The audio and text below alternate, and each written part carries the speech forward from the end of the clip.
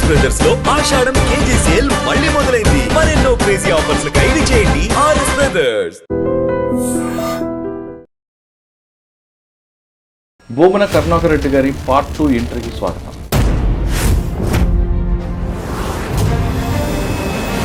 ఆయన ఎమర్జెన్సీలో జైలు చేశారు.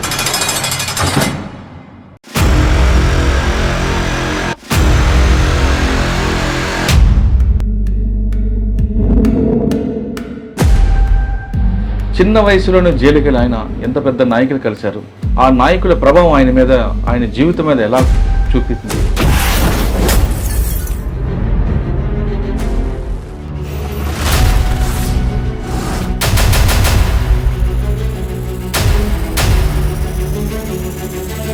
జైలు జీవితంలో మీకు ఎదురైన సంగతి ఏంటి? ఓ అర్ధరాత్రి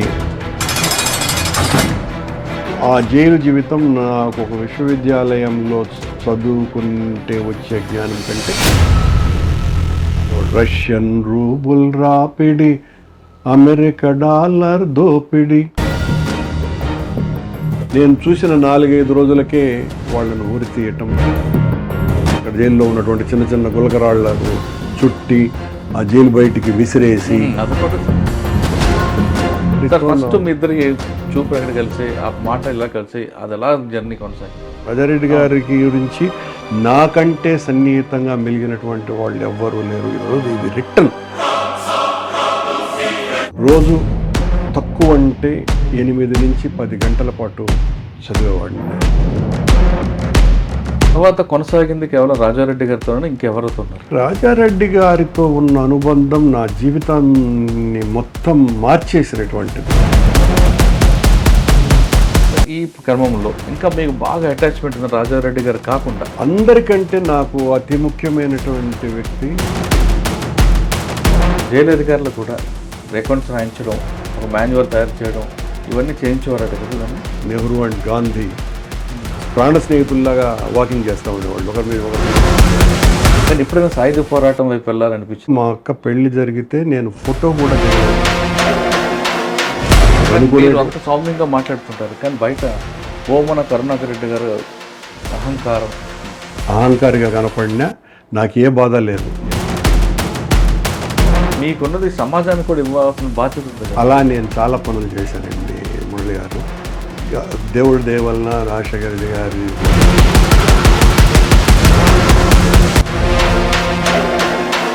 welcome to I dream. Bhumana Karunakar Reddy గారి పార్ట్ 2 ఎంట్రీకి స్వాగతం. పార్ట్ 1లో ఆయన జీవితం ఎలా జరిగింది, రాడికల్గా ఉన్న ఆయన తిరుపతిలో ఏ విధంగా కమ్యూనిస్టు భావాలను చూపించారు, తిరుపతిని ఎరుపొక్కిన వీధులుగా ఎలా తయారు చేశారు, ఎందుకు రాజకీయాల వైపు వెళ్ళారు అనే విషయాన్ని పూర్తిగా తెలుసాం. ఇప్పుడు ఆయన మరో కోణం కనిపిస్తారు. ఆయన ఎమర్జెన్సీలో జైలు జీవితం. సరిగ్గా 50 ఏళ్ళు నిండిన ఎమర్జెన్సీ టైంలో ఇప్పటికీ జైలు జీవితంలో ఎలా జరిగింది, చిన్న వయసులోనే జైలుకి ఆయన ఎంత పెద్ద నాయకులు కలిశారు, ఆ నాయకుల ప్రభావం ఆయన మీద, ఆయన జీవితం మీద ఎలా చూపించింది, వాళ్ళు చూపిన ప్రభావంతో ఆయన జర్నీ ఎలా కొనసాగింది విషయాన్ని అన్న సార్ని తెలుసు. సార్ నమస్తే అండి. నమస్కారం. 50 ఏళ్ళు ఎమర్జెన్సీ అండి. మీరు ఫస్ట్ 50 ఏళ్ళు మీ అన్నయ్య గారు చిత్తూరు కుట్ర కేసు ఇవన్నీ కలిపి మిమ్మల్ని ఎమర్జెన్సీ టైంలో జైలుకి తీసుకెళ్తారు. ఒక పాత జీపు, పోలీసులు, ఇక్కడ నుండి ముషీరాబాద్ జైలు, ఆ రోడ్లు, తుక్కు దుమ్ము అంతా కూడా మీరే చూశారు. మీరు ఆ 50 ఏళ్ళ జీవితంలో, అంటే 50 ఏళ్ళ ఎమర్జెన్సీ సందర్భంగా వాళ్ళ జైలు జీవితంలో చాలామంది మీతో పాటు ఉన్నారు, కానీ వాళ్ళందరూ కొంచెం కాలగర్భంలో కలిసిపోయారు, కానీ చిన్న వయసులో వెళ్ళారు కాబట్టి మీరు మాత్రం మిగిలారు. అసలు ఆ ఎపిసోడ్ ఎలా చెప్పండి, ఎందుకంటే నెక్స్ట్ జనరేషన్కి ఎమర్జెన్సీ జైలు జీవితం. జైలుకి వెళ్ళి అందరూ వెళ్తారు, కానీ ఎమర్జెన్సీలో జైలుకి వెళ్ళడం, అక్కడ పడ్డ కష్టాలు, ఆ జైలు ఎంతమంది కలిశారు. మీరు ఇందాక గత ఇంటర్వ్యూ చెప్తున్నట్టుగా ఆ జైలు జీవితం మీకు పూర్తిగా మార్చింది. రాజారెడ్డి గారుగా పరిచయం అవడం, రాజారెడ్డి గారు పరిచయం అయిన రాజశేఖర రెడ్డి గారు, అలా ఇంకా చాలామంది వ్యక్తుల ప్రభావం మీ జీవితంలో చూపిస్తుంది. జైలు జీవితంలో మీకు ఎదురైన సంఘటనలు ఏంటి, ఆ జైలు జీవితం ఎలా మీ మలుపులు తిప్పింది, మీలో క్రమశిక్షణ ఎలా తీసుకొచ్చింది, చివరి వరకు ఆ బాటలో ఎలా ఉండగలుగుతారు? మురళి గారు, 1975 జూన్ 25వ తారీఖు రాత్రి ఎమర్జెన్సీ ప్రకటించిన తర్వాత ఒక 4 రోజుల పాటు మేమందరం కూడా ఎమర్జెన్సీకి వ్యతిరేకంగా ఏం చేయాలా, ఎలాంటి పోరాటాలు చేయాలా అన్నటువంటి ఒక తర్జన భర్జన సమయంలో ఓ అర్ధరాత్రి దాదాపు 2 గంటల ప్రాంతంలో మా ఇంట్లో మేము పడుకొని ఉండగా నన్ను మా అన్న భూమన్ని ఇద్దరిని కూడా పోలీస్ వాళ్ళు తీసుకువెళ్ళి వెస్ట్ పోలీస్ స్టేషన్లో ఉంచినారు తిరుపతిలో. ఆ సమయానికి మేమిద్దరమే ఉన్నాం. ఉదయం 6 గంటల వేలోపే నాకు అత్యంత సన్నిహితుడు, ఒక రకంగా నా గురువు లాంటి వ్యక్తి శివారెడ్డి గారు, ఇప్పుడు ఆయన హైకోర్టు అడ్వకేట్గా ఉన్నారు, రాడికల్ ఉద్యమంలో కీలకమైనటువంటి పాత్ర, ప్రథమ సభ్యుడు ఆయన. అలాగే ఎన్ శ్రీధర్ అని నాకు అత్యంత సన్నిహిత మిత్రుడు, లాయర్ కృష్ణస్వామి గారని ఆ రోజున రాడికల్ ఉద్యమానికి, కమ్యూనిస్టు ఉద్యమానికి చాలా పెద్ద వనరు, సానుభూతి పరులు, రామ్మూర్తి రెడ్డి గారని మరో ఆయన. ఇలా చంద్రశేఖర్ రెడ్డి గారు, సురేందర్ రెడ్డి గారు, వీళ్ళంతా కూడా నాకంటే చాలా వయసులో పెద్దవారు. అలాగే నాకు అత్యంత ముఖ్యమైన స్నేహితుడు శైల్ కుమార్. మమ్మల్ని అందరినీ కూడా ఉదయం 8 లోపల అందరూ కూడా ఆ వెస్ట్ స్టేషన్లో కలిసారు. మొట్టమొదటి అనుభవం, ఆ జైలు ఎందుకు అరెస్ట్ అయినామన్నది మాకు తెలియదు. మధ్యాహ్నం లోపల ఈ రకంగా మిమ్మల్ని అందరినీ కూడా మెయింటెనెన్స్ ఆఫ్ ఇంటర్నల్ సెక్యూరిటీ యాక్ట్తో అరెస్ట్ చేయటం జరిగింది, మిమ్మల్ని అందరినీ కూడా హైదరాబాద్ పంపుతున్నాము అని చెప్పటం జరిగింది. ఉదయం 8 గంటల ప్రాంతంలో, 8-9 గంటల ప్రాంతంలో వాష్రూమ్కి వెళ్దామని నేను అక్కడ ఉన్నటువంటి ఒక తొట్టిలో ఓ చెంబుతో నీళ్లు తీసుకుందామని వంగినప్పుడు కొన్ని లక్షల పురుగులు ఆ తొట్టిలో. అంటే ఇంకా నేను ఆ చెంబు తీసుకుంటే ఆ చెంబంత పురుగులు తప్ప నీళ్లు తక్కువగా ఉన్నాయి. ఆ రోజే మానసికంగా చాలా దృఢమైన నిశ్చయం వచ్చేసింది నాకు, ఇక ఇలాంటివే అనుభవించాలి జీవితంలో అనని.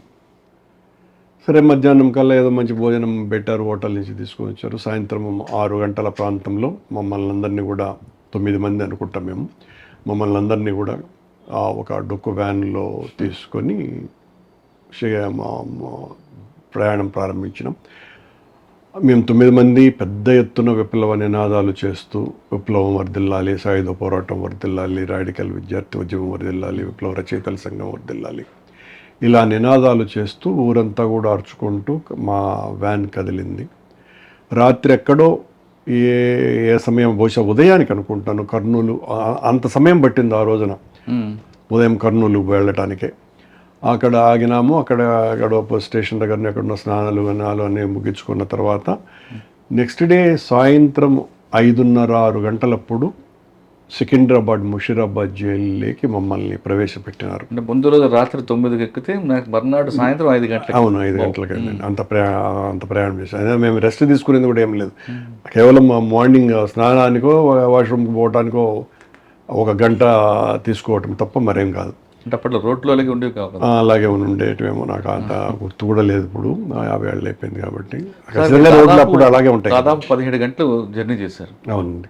ఈ 17 గంటల్లో ఎందుకు వచ్చాము, ఎందుకు ఎంత మనకు అవసరమా అనే ఫీలింగ్ వచ్చింది? ఏం లేదండి, ఆవేశం తప్ప బాధ కలిగించేటువంటిది ఒక్క క్షణం కూడా మాకెవ్వరికి కూడా లేదు. అందులో మా గురువు గారు త్రిపునేని ముస్తారావు గారు కూడా ఉన్నారు, అందులో 9 మందిలో మర్చిపోయారు. ఎవ్వరికి లేదండి, అందరూ కూడా చాలా ఖర్చు పెరిగిందా? ఖచ్చితంగా అందరూ కూడా ఆ సమయంలో మాకు ఒక్కటే ఆలోచన, ఈ దేశ విముక్తి కోసమని పోరాడుతున్నటువంటి వాళ్లకు బాసటగా ఉండాలి, మనము అందులో భాగం అవ్వాలా అన్న ఆలోచన తప్ప ఏ కించిత్తు స్వార్థం కానీ లేదా మన స్వప్రయోజనం కానీ ఇసుమంత కూడా లేనటువంటి కాలం అది. కానీ ఆ 9 మందిలో మీరు ఒక్కరు చిన్నవారేమో. అవునండి, నేను చిన్నవాడిని. అంటే మీ ఆవేశానికి వాళ్ళు, నా ఆవేశం కాదు, వాళ్ళ ఆవేశం నాకేం తగ్గేది కాదు, నాకంటే తగ్గేది కాదు. వాళ్ళు అందరూ అలాంటి వాళ్ళే, అందరూ అలాంటి వాళ్ళే. వాళ్ళ వలన ఆవేశం నేను నేర్చుకున్నాను, కానీ నా ఆవేశం ఉడుకు రక్తం కదా అప్పుడు. అందరూ ఉడుకు రక్తంతోనే ఉన్నారు. అంటే ఆ సమయం విప్లవకారుల గురించి ఆలోచన వచ్చిన ప్రతి ఒక్కరికి కూడా వృద్ధులైన ఉడుకు రక్తంతోనే ఉప్పొంగిపోయేవాళ్ళు. అదే అనగానే వస్తుందిలేండి అది ఉన్నది. సాయంత్రం 5 గంటలకి ముషీరాబాద్. అవునండి, ముషీరాబాద్ లోపలికి వెళ్ళాము. నా ఖైదీ అంటారు దాన్ని, నా నంబర్ 27 యూటీ అంటారు. మేము 9 మంది కాదండి, 12 మంది. 12 మంది తిరుపతి నుంచి పోయిన వాళ్ళము. నాది లాస్ట్ నంబరు, నాది అంటే 27. అంటే అంతకు పూర్వము కేవలం 12 మందో 14 మందో ఉన్నారు లోపల. అందులో తెలిసిన ఏకైక వ్యక్తి ఎంవి రమణారెడ్డి గారు, ప్రొద్దుటూరు ఎంవి రమణారెడ్డి గారు. అప్పటికే ఆయన ఒక మర్డర్ కేసు, అక్కడ జరిగినటువంటి కార్మిక పోరాటాలు వీటిలన్నింటి కారణంగా ఆయన్ను మాకంటే ముందే అరెస్టు కాబడి ఇంటర్నల్ సెక్యూరిటీ యాక్ట్ కింద కూడా దాన్ని కన్వర్ట్ చేసి అతన్ని పెట్టారు. మిగతా వాళ్ళంతా కూడా బియ్యం స్మగ్లర్లు ఉన్నారు. సార్ జైల్లోకి వెళ్ళిన తర్వాత సాధారణంగా జైలు నిబంధన ప్రకారం పుట్టుమచ్చలు చూడడం, నెంబర్లు రాసుకోవడం, ఒంటి మీద చేశారండి. అవన్నీ జరిగాయి. కానీ ఇప్పుడు జైలు కన్నా అప్పుడు జైలు ఇంకా భయంకర పరిస్థితులు ఉండేవండి. అడ్మిన్ బ్లాక్ ఉంటుంది. ఆ అడ్మిన్ బ్లాక్ లో మీకు నెంబర్ ఇచ్చిన తర్వాత మీకు ఒక బ్లాక్ కట్టేస్తారు. ఒకడు అప్పట్లో ఒక ఫ్యాన్ ఉంటుంది, అదే బ్యారెక్ లోనే వాష్రూమ్ ఉంటుంది. అవును, ఒకటే రూమ్. మేము 12 మంది ఒకటే రూమ్ మాకు ఇచ్చారు. చిన్న ఇంత గది అనుకుంటా, దీనికంటే కొంచెం పెద్దది. మాకందరికి కలిపి ఒకటే వాష్రూమ్ ఉండేది. కానీ మరీ శిక్ష పడినటువంటి ఖైదీలకు అంత కాదు. కానీ మా ఫ్యాన్లో 3-4 ఫ్యాన్, మా రూమ్లో 3-4 ఫ్యాన్లు ఉన్నట్టు గుర్తు. ఆ తర్వాత ఆ రోజు నుంచి ఒక 15-20 రోజుల పాటు భోజనం కూడా చాలా చండాలంగా ఉండింది. ఏం పెద్ద బియ్యం స్మగ్లర్లే వండేవాళ్ళు. వాళ్ళే సాంబారు ఏదో ఉండింది. కానీ తరువాత పెరగటం ప్రారంభించారు ఖైదీలు, రాజకీయ ప్రిజనర్స్ అందరూ కూడా పెరగటం ప్రారంభించిన తర్వాత మేము చేసినటువంటి పెద్ద పోరాటాల కారణంగా మాకు ఇచ్చేటువంటి ఆ రేషన్ డబ్బులు పెరిగినాయి. పొలిటికల్ ప్రిజనర్స్గా మాకు 6 రూపాయలు ఎంతనో ఇచ్చినట్టు గుర్తు. నేను 6-7 రూపాయలు ఉండేది, 13 రూపాయలకు వచ్చింది ఒకసారి.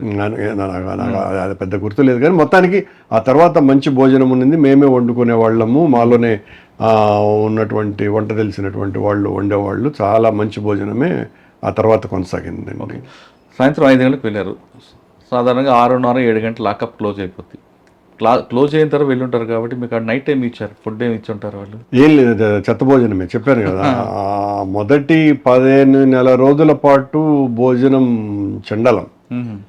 ఆల్మోస్ట్ అంటే పురుగుల భోజనం లాంటి భోజనమే తప్ప గొప్ప భోజనం అయితే కాదు. మిగతా ఖైదీలకు ఏ రకంగా ఉండేదో శిక్ష పడ్డటువంటి ఖైదీలకు మెరుగుగా మాది కూడా ఏమి ఉండేది కాదు. తర్వాత చాలా అద్భుతమైనటువంటి భోజనం అయితే. సార్ ఆ రోజు జరిగింది, రాత్రి అయింది. ఉదయం లెగ్గానే లాకప్ ఓపెన్ చేస్తారు, బయటికి తీసుకొస్తారు.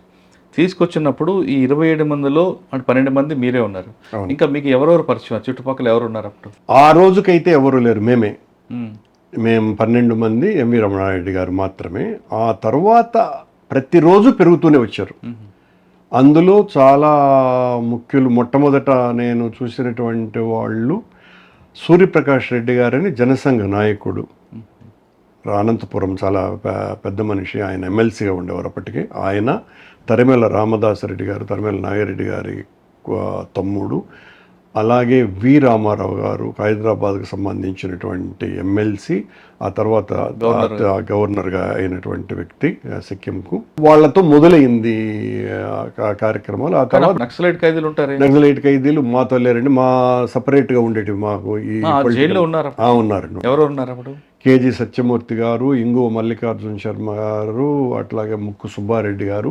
యాదగిరి అని అప్పటికే యావజ్జీవ శిక్ష వేసినటువంటి ఒక నక్సలైట్ ఉండేవాడు. నాయకులుగా ముఖ్యంగా కేజీ సత్యమూర్తి గారు. వాళ్ళందరినీ కూడా నేను కలిసినాను. నేను వాళ్ళతో చాలా ఎక్కువగా ఆ రోజులలో గడిపినాను కూడా. సాధారణంగా ఉదయం లేచిన తర్వాత కాలకృత్యాలు, టిఫిన్ అవన్నీ నడుస్తుంటాయి. పేపర్లు కూడా మీకు అప్పుడు సెన్సార్ అయిపోయిన పేపర్లు వచ్చాయి. అవునండి, సెన్సార్ పేపర్లు. మరి మీ ఉదయం నుంచి సాయంత్రం వరకు ఎలా గడిచేదండి? అంటే ఒక నెల దాటిన తర్వాత, పెద్దవాళ్ళందరూ వచ్చేసిన తర్వాత, అందులోనూ అన్నింటికంటే ముఖ్యం మా గురువుగారు త్రిపురనేని మధుసూదనరావు గారు ఉన్నారు మాతో పాటే. ఆయన ఒక లెజెండరీ పర్సన్. ఆయనకు తెలియనటువంటి సబ్జెక్టు లేదు. ఆయన రోజు కూడా మాకు ఏదో ఒక విషయం మీద చెప్తూనే ఉండేవాళ్ళు. మాకు పుస్తకాలు ఇచ్చేవాళ్ళు కాబట్టి పుస్తక పఠనం నేను విపరీతంగా అలవాటు చేసుకున్నది అక్కడే, జైల్లోనేనండి. నా వరకు అయితే ఆ జైలు జీవితం నాకు ఒక విశ్వవిద్యాలయంలో చదువుకుంటే వచ్చే జ్ఞానం కంటే చాలా ఎక్కువ సంపాదించినాను అన్నది స్టిల్ నాకు ఉన్నటువంటి అభిప్రాయం. ఆ తర్వాత పెరిగిన తర్వాత జైల్లోకి వచ్చినటువంటి ప్రముఖులలో గౌతుల లచ్చన్న గారు అప్పుడప్పుడు అంటే విశాఖపట్నం నుంచి వచ్చేవారు, మళ్ళీ వెళ్ళిపోయేవారు. అలాగే వెంకయ్య నాయుడు ఆయన వస్తూ పోతూ ఉండేవారు. వరవర్రావు గారు, జ్వాలాముఖి గారు, ఎంటీ కానని వీరసమ్మ ఉపాధ్యక్షులుగా ఉండేవారు. ఆయన వరంగల్ నుంచి ఎన్కే అనే ఒక మిత్రుడు వరవర్రావు గారికి చాలా క్లోజ్, లోచన్ అనే ఆయన. అనంతపురం జిల్లా నుంచి పెద్దారెడ్డి అని ఆయన దాదాపు 85 ఏళ్ళ వరకు అండర్ గ్రౌండ్లోనే ఉన్నారు. పరిటల రవి శ్రీరాములకు చాలా మంచి స్నేహితుడు ఆయన. అలాగే మల్లయ్య అని, పెద్దన్న అని, దానికి తోడు ఇమాం గారని మా నాగిరెడ్డి గారికి ప్రియ శిష్యుడు. ఆ ఇమాం కదలిక పేపర్ ఆ తర్వాత నడిపి ప్రముఖుడిగా గుర్తింపు పొందినటువంటి ఇమాం. అలాగే కర్నూలు జిల్లాకు సంబంధించి హనుమంతుడి బుద్ధుడు అని ఒక పెద్ద అడ్వకేట్ ఉండేవారు, ఆయన అల్లుడు అనుకుంటా ఆయన ఉండేవారు. వెంకటరెడ్డి గారు అని ఒక ఆయన ఉండేవారు. రామన్న గౌడ్ అని ఒక ఆయన ఉండేవారు. జయరాం రెడ్డి అని మరొక ఆయన ఉండేవారు. కడప జిల్లాకు సంబంధించి వైఎస్ రాజారెడ్డి గారు, ఆయన మేము అరెస్ట్ అయిన 4 నెలల తర్వాత ఆయన రావటం జరిగింది. ఆయన పెద్ద కుమారుడు జార్జి రెడ్డి. అప్పుడు ఆయనతో నాకు కలిగినటువంటి పరిచయం ఇప్పటి వరకు కూడా ఆ కుటుంబంతో కొనసాగుతున్నది. అది ఆయనది మళ్ళీ చెప్తాను. అలాగే కర్నూలు జిల్లాకు సంబంధించి ఇంకా చాలామంది ప్రముఖులు, గుత్తికి సంబంధించిన ఒక డాక్టర్ కృష్ణమూర్తి అనే ఒక అతను ఉండేవాడు. గుంటకల్కి సంబంధించి చంద్రశేఖర్ రెడ్డి అండ్ శేషయ్య అని ఇద్దరు ఉండేవారు. వాళ్ళిద్దరు కూడా కార్మిక నాయకులు, చాలా యాక్టివ్గా ఉండేవాళ్ళు. జనార్దన్ రెడ్డి అని హైదరాబాద్కి సంబంధించినటువంటి ఒక లీడర్ ఒక ఆయన ఉండేవారు. ఆ తర్వాత ఆయన మంత్రి అయినారని పి. జనార్దన్ రెడ్డి కాదు, పి. జనార్దన్ రెడ్డి నాకు బాగా తెలుసు. జనార్దన్ రెడ్డి అని ఒక ఆయన ఉండేవారు. ఆయన ఎన్టీఆర్ ఏమయ్యారు అనేది మళ్ళీ నాకు తెలియదు. హైదరాబాద్ నుంచి జార్జి రెడ్డి మర్డర్ కేసులో ఆరోపణలు ఎదుర్కొన్నటువంటి నారాయణ దాస్ అని ఒక ఆయన ఉండే, సింగ్ అని ఒక ఆయన ఉండే. అప్పుడు ఒక ప్రముఖమైనటువంటి రౌడీగా ఉన్న సయ్యద్ పహిల్వాన్ అనే వ్యక్తి ఒక అతను ఉన్నాడు. అతని తమ్ముడు. ఆ సయ్యద్ పహిల్వాన్ ఎలాంటి వాడు అంటే, మేము ఎప్పుడైనా ఆసుపత్రి వైపు వెళ్తున్నప్పుడు మమ్మల్ని ఆసుపత్రికి తీసుకువెళ్ళేవారు చిన్న చిన్న జబ్బులకి. ఆ సయ్యద్ పహిల్వాన్ ఆ వ్యాన్ వెనక లాస్ట్లో కూర్చునేవాడు, గమ్మున అలా చేయి పట్టుకొని ఉండేవాడు. ఆ రోజుల్లో హైదరాబాద్లో పెద్ద కార్లు ఏమి లేవు కదా, 75లో అంతా స్కూటర్లు, సైకిళ్ళు ఎక్కువ ఉండేది రోడ్లలో. ప్రతి ఒక్కరూ కూడా అంటే ఆల్మోస్ట్ దాదాపు 27-28 కిలోమీటర్లు ప్రయాణం ఉండేది మాకు. ఆసుపత్రులు ఉస్మానియా హాస్పిటల్, గాంధీ హాస్పిటల్, ఎర్రగడ్డ hospital, dental hospital, eye hospital ఇవన్నీ చూసుకొని రకరకాల ఖైదీలు ఉంటారు. వాళ్ళకి కావాల్సిన డాక్టర్లందరినీ చూసుకొని మేము ఉదయం 8:30కు ఎప్పుడు వెళితే సాయంకాలం 3 గంటలకు కానీ వచ్చేవాళ్ళం కాదు. ఆ అన్ని కిలోమీటర్లు కూడా జనం సయ్యద్ బాయ్ అని ఇట్లా నమస్కారాలు పెడుతూనే ఉండేవాళ్ళు. ఇతను గమ్మున ఇటు పెట్టి ఉండేవాడు. ఇతను మళ్ళీ ఇటంటే ఎక్కువ శ్రమ అయిపోతాను అంటే అతను ఎంత ప్రముఖుడుగా ఉన్నాడు అప్పుడు అనేది చెప్పడానికి. ఆ తర్వాత మరిచెన్నారెడ్డి గారు ముఖ్యమంత్రి అయిన తర్వాత అతన్ని ఎన్కౌంటర్ చేశారు. చనిపోయిన ఒక అనుభవం నాకు. అలాగే ఈ ప్రయాణంలో మీరు హాస్పిటల్స్ తిరిగిన ప్రయాణంలో ఇప్పుడు కొంతమంది వాళ్ళకి లెటర్లు ఇవ్వడం, వాళ్ళకి కావాల్సిన వేరే ఇవ్వడం జరిగింది. అప్పుడు అలాగే జరిగింది అంటే హాస్పిటల్ రాగానే వాళ్ళ సంబంధికులు రావడం, కలుసుకోవడం. అవునండి, ఉండేదండి. అదొక ప్యాథటిక్ సీన్ కనిపిస్తుంటాయండి. వాళ్ళు బండిలో ఉంటారు, పిల్లలు తీసుకొని భార్యలో వస్తారు. అంటే మాకు కాదు కానివ్వండి, మాతో పాటు ఈ శిక్షణ పడిన ఖైదీలు కూడా అదే వ్యాన్లో ఉండేవాళ్ళు. దాదాపు 30-40 మంది వెళ్ళేవాళ్ళం కదా. అలాంటి వాళ్ళే కొన్ని జరిగి ఉండొచ్చును. నాకు లీలగా గుర్తున్నది. బాధ అనిపించిందా? అంటే వీళ్ళందరూ కూడా రిమైనింగ్ వాళ్ళు, మేము కాకుండా మిగతా వాళ్ళందరూ కూడా శిక్ష పడ్డటువంటి ఖైదీలు, దొంగతనము, హత్యలు చేసినటువంటి ఖైదీలు ఉంటారు. కాబట్టి నేను పెద్ద బాధపడినాను అని నేను చెప్పలేను. సంథింగ్ ఏదైనా లీలగానే గుర్తుంది, ఎవరిద్దరు ఏడ్చినట్టుగా. అది పెద్ద నాకు ఐడెంటిఫై కలగలేదు. ఓకే, 20 హాస్పిటల్ తిరిగిన తర్వాత మళ్ళీ రాత్రి 8కి వచ్చేవారు జైలుకి. అదే 3-3:30కు వచ్చేసేవాళ్ళం. అది రోజు కాదు కదా, ఎప్పుడైనా నెలకు 1-2 సార్లు జరిగేది. కొద్దిమంది ఈ సయ్యద్ పహల్వాన్ లాంటి వాడికి రోజు ఉండేది అది ఆ కార్యక్రమం. ఎందుకు? ఎందుకంటే జైలు వాళ్ళని మేనేజ్ చేసి అతను హ్యాపీగా తిరుగుతూ ఆ నమస్కారాలు పెట్టుకోవడం అంటే ఇష్టంగా ఉంటాయి కదా, వాళ్ళు ఏం పొలిటికల్ ప్రిజనర్స్ కాదు కదా.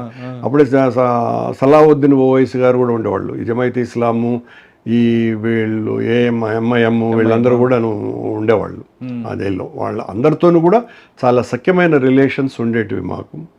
అలాగే ఎవ్రీడే ఏదో ఒక రకమైనటువంటి పొలిటికల్ క్లాస్ నడిచేది. అంటే నేను ఇంకా మీకు పూర్తిగా చెప్పాలి, అక్కడి నుంచి మొదలుకొని ఎవరెవరు హైదరాబాద్ నుంచి ఇలాంటి వాళ్ళు, జ్వాలాముఖి ఇలాంటి వాళ్ళు కాకుండా రంగనాథన్ గారని, జ్వాలాముఖి గారికి బ్రదర్ ఇన్ లా ఆయన, ఆ తర్వాత 7-8 ఏళ్ళ ముందు చనిపోయారు ఆయన. ఆ తర్వాత గుంటూరు నుంచి వెంకటేశ్వర్లు గారని సిపిఎం సెక్రటరీ ఉండేవారు. కొల్లా వెంకయ్య గారని ఫార్మర్ ఎంపీ, ఆయన పెద్ద నక్సల్బరీ నాయకుడు ఆయన ఉండరు, అప్పటికే 60 ఏళ్ళు దాటిపోయినాయి ఆయనకి. అలాగే సుంకర సత్యనారాయణ, తుమ్మల చౌదరి గారు, యలమంచలి శివాజీ గారు ఈ విజయవాడ నుంచి, వంగవేటి మోహన్ రంగా, దేవినేని నెహ్రూ తమ్ముడు గాంధీ, వాళ్ళు ఒక 11 మందో 12 మందో వాళ్ళ టీం. ఆ తర్వాత లేటుగా వచ్చినటువంటి వాళ్ళు. నాకు మంచి స్నేహితుడిగా అయినటువంటి పింగళి దశరథరాము, అలాగే అడవిలో దున్న రచయిత, అతనేదో మంచి పేపర్ కూడా పెట్టున్నాడు, వినుగొండ నాగరాజు, కృష్ణపత్రిక ఎడిటర్ పిరాట్ల వెంకటేశ్వర్లు, కర్నూలు జిల్లాకు సంబంధించి గడ్డం నరసింహారెడ్డిని ఆ రోజు ఫ్యాక్షనిస్టులలో చాలా ప్రముఖమైనటువంటి వ్యక్తి, ఈరోజు రాంభూపాల్ రెడ్డి అని ఫార్మర్ ఎమ్మెల్యే, 6-7 సార్లు ఎమ్మెల్యే అయినారు, వాళ్ళ ఫాదర్, వాళ్ళ బంధువులు. అలాగే చల్లా రామకృష్ణారెడ్డి వాళ్ళ ఫాదర్ చిన్నపరెడ్డి, బిజ్జం పార్థసారథి రెడ్డి అనే ఫార్మర్ ఎమ్మెల్యే వాళ్ళ ఫాదర్ బిజ్జం సత్యం రెడ్డి. వీళ్ళందరూ కూడా జైళ్ళల్లో ఉన్నారు. బిజ్జం సత్యం రెడ్డిది నాకు అప్పుడే నడుము నొప్పి ఉన్నింది. ఈ బిజ్జం సత్యం రెడ్డికి చాలా సీరియస్ నడుము నొప్పి ఉండి, అతను వెళ్ళిన తర్వాత అతనికి అలాట్ చేసినటువంటి ఇనుప కాట్ నాకు ఇచ్చినారు. అట్లాగా నాకు ఒక గుర్తుంది బిజ్జం సత్యం రెడ్డి విషయము. ఇక కేవి రమణారెడ్డి గారు, ఈ వాళ్ళు వీళ్ళు అని కాదు కానీ వైసి రంగారెడ్డి గారు ఫార్మర్ ఎమ్మెల్సీ ఆయన ఉండేవారు. ఇంకా ఈ తోడుకుంటే వస్తూ ఉంటాయి పేర్లన్నీ కూడా. ఆనంద్ మార్గ్ వాళ్ళు ఉండేవాళ్ళు, కరుణాకర్ అని ఆర్ఎస్ఎస్ నాయకుడు, అలాగే ఇప్పుడు ప్రస్తుత గవర్నర్ ఇంద్రసేన్ రెడ్డి, త్రిపుర గవర్నర్ అండి, వీళ్ళందరూ కూడా వీళ్ళు సార్. కొండపల్లి సీతారామయ్య గారు లేరండి. సీతారామయ్య గారు అప్పటికి అండర్ గ్రౌండ్లోనే ఉండేవారు. ఒక కేజీ సత్యమూర్తి గారు మాత్రం నాతో ఉండేవారు. వారి దగ్గరికి నేను ఎట్లో వెళ్ళేవాడిని. ఆయన నా భుజం మీద చెయ్యి వేసి నన్ను చూసి చాలా సంతోషంగా ఒక మంచి పాట ఎప్పటికీ నాకు గుర్తు, పట్టణాల్లో కార్మికుడా పల్లె దిక్కు చూడరా, పల్లెల్లో రగులుకున్న విప్లవాగ్ని, ఏదో ఉంటుంది. అది చాలా శ్రావ్యమైన కంఠంతో పాడుతూ ఉండేవాడు. రష్యన్ రూబుల్ రాపిడి, అమెరికా డాలర్ దోపిడి, ఆ పాట అట్లా వచ్చేది నాకు ఇప్పుడు స్టిల్ ఐఎమ్ రింగరింగ్. ఎట్లుండాలి కామ్రేడ్ అని మీరు అని ఆయన సంబోధిస్తూ, అప్పటికి మాకు ఈ గీర్లు తెలియవు. అలాగే ముక్కు సుబ్బారెడ్డి, ఆయన 67 ఎంఈ చదివినాడు, అంటే ఇప్పుడు ఎంటెక్ అంటారే, ఆయన 67లో ఎంటెక్ చేసినటువంటి వ్యక్తి, ఎంఈ చదివినటువంటి వ్యక్తి. అలా ఇంగో మల్లికార్జున శర్మ అనే ఇంకో ప్రముఖ నక్సలైట్ లీడర్, అతను కూడా ఫార్మర్ ఏమైనా ఇంజనీరింగ్ గ్రాడ్యుయేట్, యాదగిరి అని.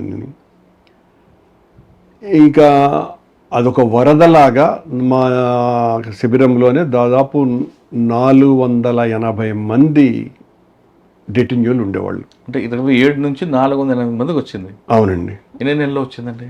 అంత 3-4 నెలల లోపల వచ్చేసి ఉంటుంది. అందులో కొద్దిమంది వెళ్ళిపోయేవాళ్ళు, కొద్దిమంది మళ్ళీ కొత్తగా వచ్చేవాళ్ళు, అట్లా ఉండేది. మేము ఎక్కువ కాలం ఆఖరి వరకు ఉన్న వాళ్ళలో మేము. ఈ 428 మందిలో 80 మందిలో మీకు బాగా అటాచ్మెంట్ అయ్యి మీ జీవితాన్ని ప్రభావించే వ్యక్తులు ఎవరు? అంటే ఒకటండి, నాకు జక్కా వెంకయ్య గారు, అలాగే సత్యనారాయణ రెడ్డి గారు అని ఆ తర్వాత ఉత్తరప్రదేశ్ గవర్నర్ అయినారు, ఆయన కూడా ఉండేవారు. మాకు మేయర్గా కూడా ఉన్నారు. అంటే మాకందరికీ కూడా మేము ఎన్నుకొని లీడర్గా చేసుకున్నాం జైల్లో నిబంధనలు సరిగ్గా పాటించడానికని. ఆయన్ని కొద్ది రోజులు ఆయన ఉన్నారు. అంతకుముందు వెంకటరెడ్డి సంథింగ్ ఎవరో ఉన్నట్టుగా గుర్తు. 2-3 మేయర్లు మారినారు. సార్ పేర్లు అందరి పేర్లు చెప్తున్నారు, మీకు బాగా నచ్చిన ఆఫీసర్ పేర్లు చెప్పండి. ఆ టైంలో ఆఫీసర్ పేరు కాదు కానివ్వండి, కదిరి నుంచి చిన్నప్పరెడ్డి గారని ఒక ఆయన, వాళ్ళ కూతురు ఆ తర్వాత విరసంలో చాలా ప్రముఖ పాత్ర వహించినటువంటి వ్యక్తి, అరుణ అనుకుంటా ఆవిడ పేరు. సర్వర్ ఖాన్ అని మరొక ఆయన ఉండేవాడు, ఇస్మాయిల్ అని మరొక వ్యక్తి. వీళ్ళంతా కూడా కార్మిక నాయకులు కదిరి ప్రాంతం నుంచి. వీళ్ళున్నారు. నెల్లూరు నుంచి కూడా చాలామంది కామ్రేడ్లు ఉండరు. ఆ రామిరెడ్డి అని అతను ఆర్ఎస్ఎస్ ప్రముఖగా ఉండేవాడు. ఆ రామిరెడ్డి, నేను చిన్నతనంలో మొట్టమొదట నన్ను ఇన్ఫ్లుయెన్స్ చేసింది కూడా ఆ రామిరెడ్డే. నేను కొద్ది రోజులు ఆర్ఎస్ఎస్లో ఉన్నాను బిట్వీన్ 67 and 69.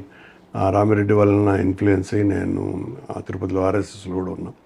ఇలా అనేక మంది పెద్ద ఎత్తున ముఖ్యంగా మార్టిన్ అనే ఒక కామ్రేడ్ అనంతపురం నుంచి ఒక మంచి పాట పాడేవాడు, ఓ దునియాకే రఖవాలే అని.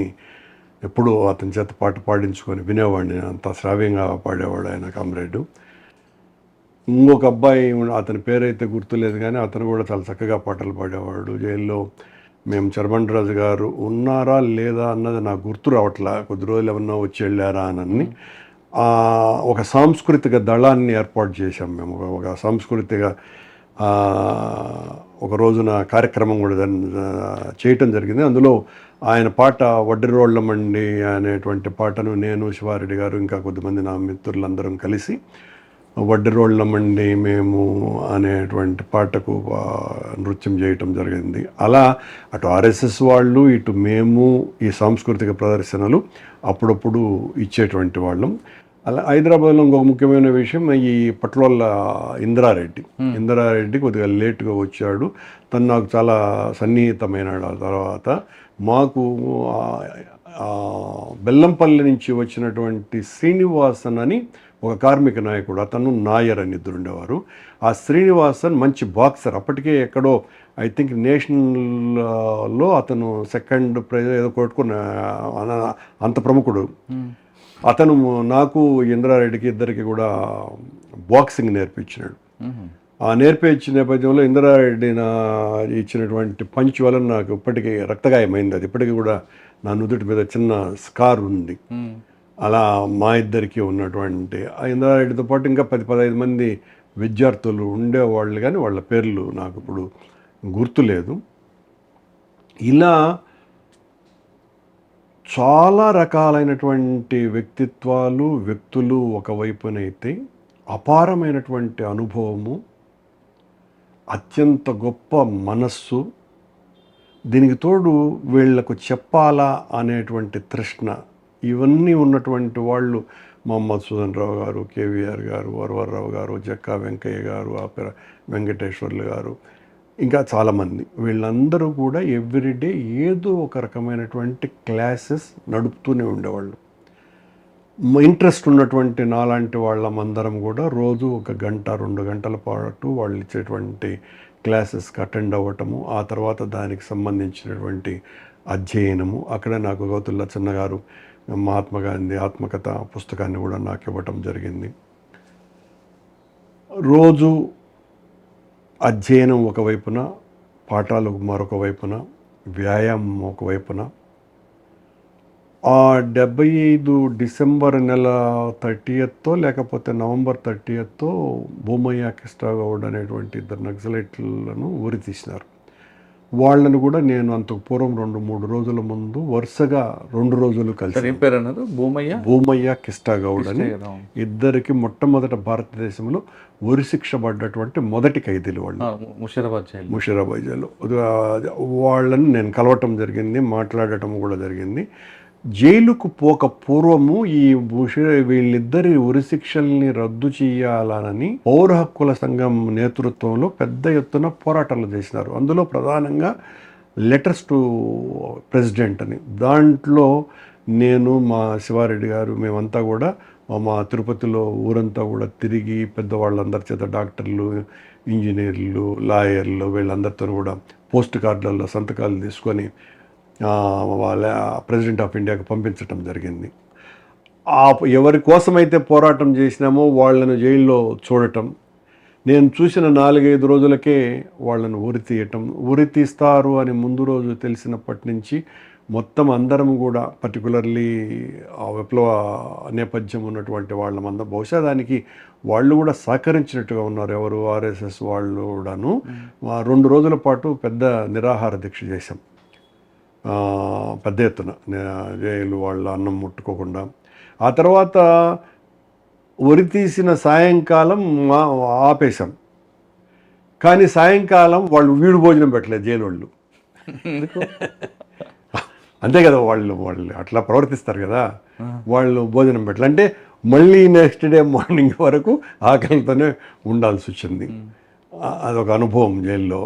సార్, జైల్లో వాళ్ళిద్దరి గురించి మాట్లాడేటప్పుడు వాళ్ళు చేసిన నేరాలు మీకు తెలుసా? భార్యని చంపి. ఎవరి భార్యని?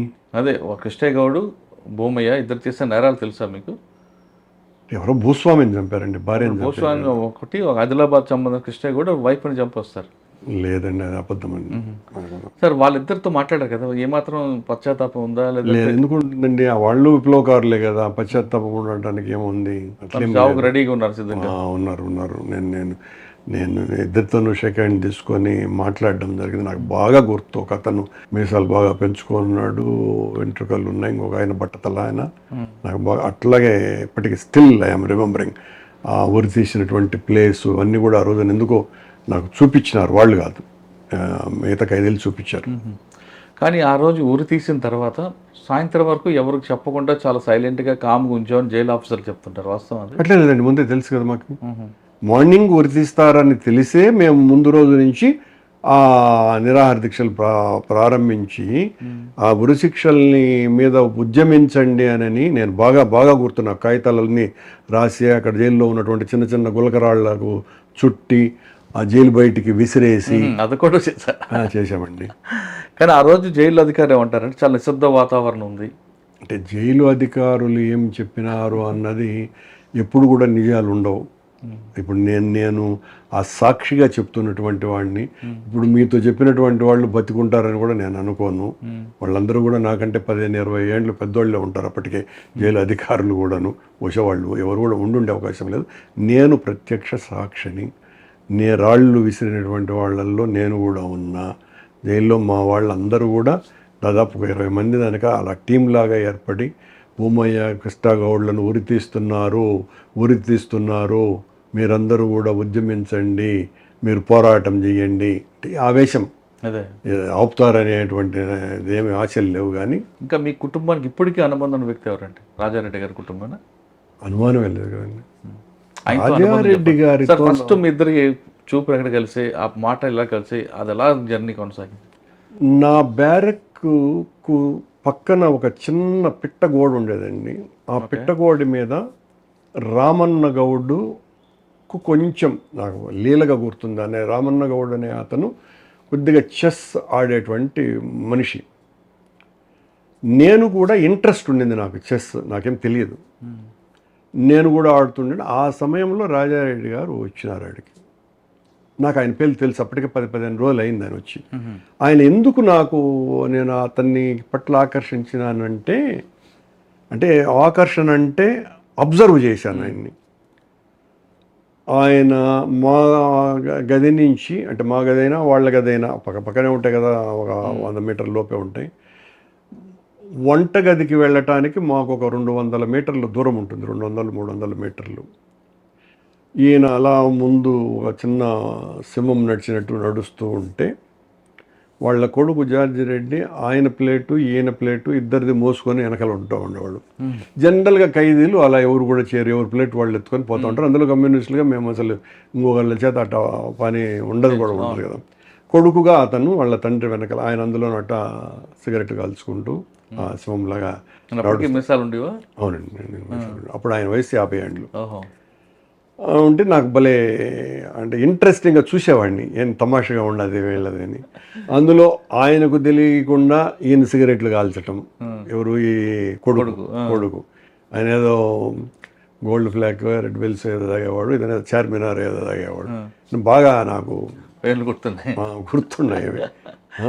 తండ్రి కూడా ఒకరు తెలియకుండా సిగరెట్ కాల్చేవారు? అట్లే ఆయన నేరుగా కాల్చేవాడు, ఈయన వెనకనే కాల్చేవాడు తెలియకుండా. అదేదో అలా ఇంట్రెస్ట్, అలా ఆయన మా దగ్గరికి వచ్చినారు. రాజారెడ్డి గారు వచ్చి చెస్ మీద ఆయనకున్న ఇంట్రెస్ట్ తోటి వచ్చి కూర్చుంటే రామన్న గౌడు ఆయన వెళ్ళిపోయినారు. అలా ఆయన కూర్చొని నేను ఆయనతో ఆడటం ప్రారంభించిన. ఆ ప్రారంభించటంలో ప్రతిసారి నేను గెలుస్తున్నా, అసలు నాకేమి తెలియని వాడిని గెలుస్తున్నా. కానీ చివరకు తెలిసింది ఏంటంటే ఆయన నన్ను గెలిపించేదానికి ఆడుతున్నాడు నాతో. అదేంటి? ఆయనకి ఇష్టం ఈ అబ్బాయిని ఓడించటం ఎందుకు అని అనుకున్నాడు ఆయన. నన్ను గెలిపించడానికి ఎక్కువసేపు నాతో ఆడడానికి ఆయన చేసిన అది నాకు నచ్చింది. అది ఆయన శ్రద్ధ కల్పించాలనే ఉద్దేశం. నాకు నచ్చింది అది. అలాగే సాయంకాలం పూట్ల వాలీబాల్ ఆడేవారు. వాలీబాల్ చాలా చక్కగా ఆడతాడు ఆయన. ఏమంటారు వాళ్ళ మొదట వేసే బాల్ని ఏమంటారు మరి గుర్తులేదు, కెప్టెన్ బాగాలేదంట.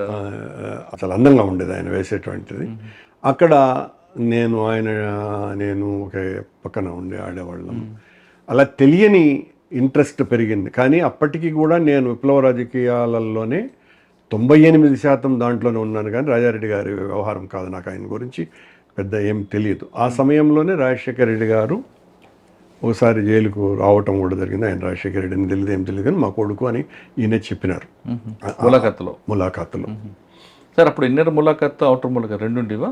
ఆల్మోస్ట్ అలా ఉండదండి. అంటే మాకు సాధ్యమైనంత వరకు లోపలికి ఇన్నర్ ములాఖాత్ ఇచ్చేవారు, రాజకీయ ఇచ్చేవాళ్ళు. అలా వరవరరావు కూతురు మా దగ్గరికి వచ్చింది, నాకు బాగా గుర్తుంది. వెంకయ్యనాయుడు గారు మిస్సెస్ 2-3 సార్లు నేను అక్కడ జామ చెట్టుకే ఒకటి ఉండేది. ఆ జామ చెట్టు కింద వాళ్ళిద్దరూ చాలా ముచ్చటేసేది వాళ్ళిద్దరూ. ఉషమ్మ గారు కూడా వచ్చేవారు. అవునండి, ఉషా గారు. పేరు ఉషా నాకు తెలియదు కదా, తర్వాత తెలిసింది. వాళ్ళిద్దరిని చూస్తూ ఉండేవాడిని. సార్ అదే జైల్లో ఒకవైపు ఇంకొక గ్యాంగ్ కనిపిస్తుంటుంది. అటువంటి గ్యాంగ్ నేను చూసారు మీరు? అందరినీ చూశానండి, అందరినీ చూశాను. జోబు దొంగలను చూసిన, ఆ దొంగలు ఎలా దొంగతనం చేస్తారో వేసినటువంటి ఒక డెమో కూడా చూశాను. అలా మా జోబుల్లో ఉండేటివి ఎంత చక్కగా కొట్టేశారు కూడా, చెప్పి కొట్టినారు. ఓకే సార్, ఇవి కాకుండా అప్పుడులో ఉన్న మీలాంటి వాళ్ళతో జైలు అధికారులు కూడా రికార్డ్స్ రాయించడం, ఒక మాన్యువల్ తయారు చేయడం, ఇవన్నీ చేయించేవారట కదా దాన్ని? లేదండి, అలాంటిదేమి లేదు. మాకు జైలర్గా లక్ష్మణ్ రెడ్డి అనే ఒక అతను ఉండేవాడు. ఆ ఒక్క పేరు నాకు గుర్తుంది. మా డాక్టర్ మాత్రం పశుపతి అని ఒక అతను ఉండేవాడు.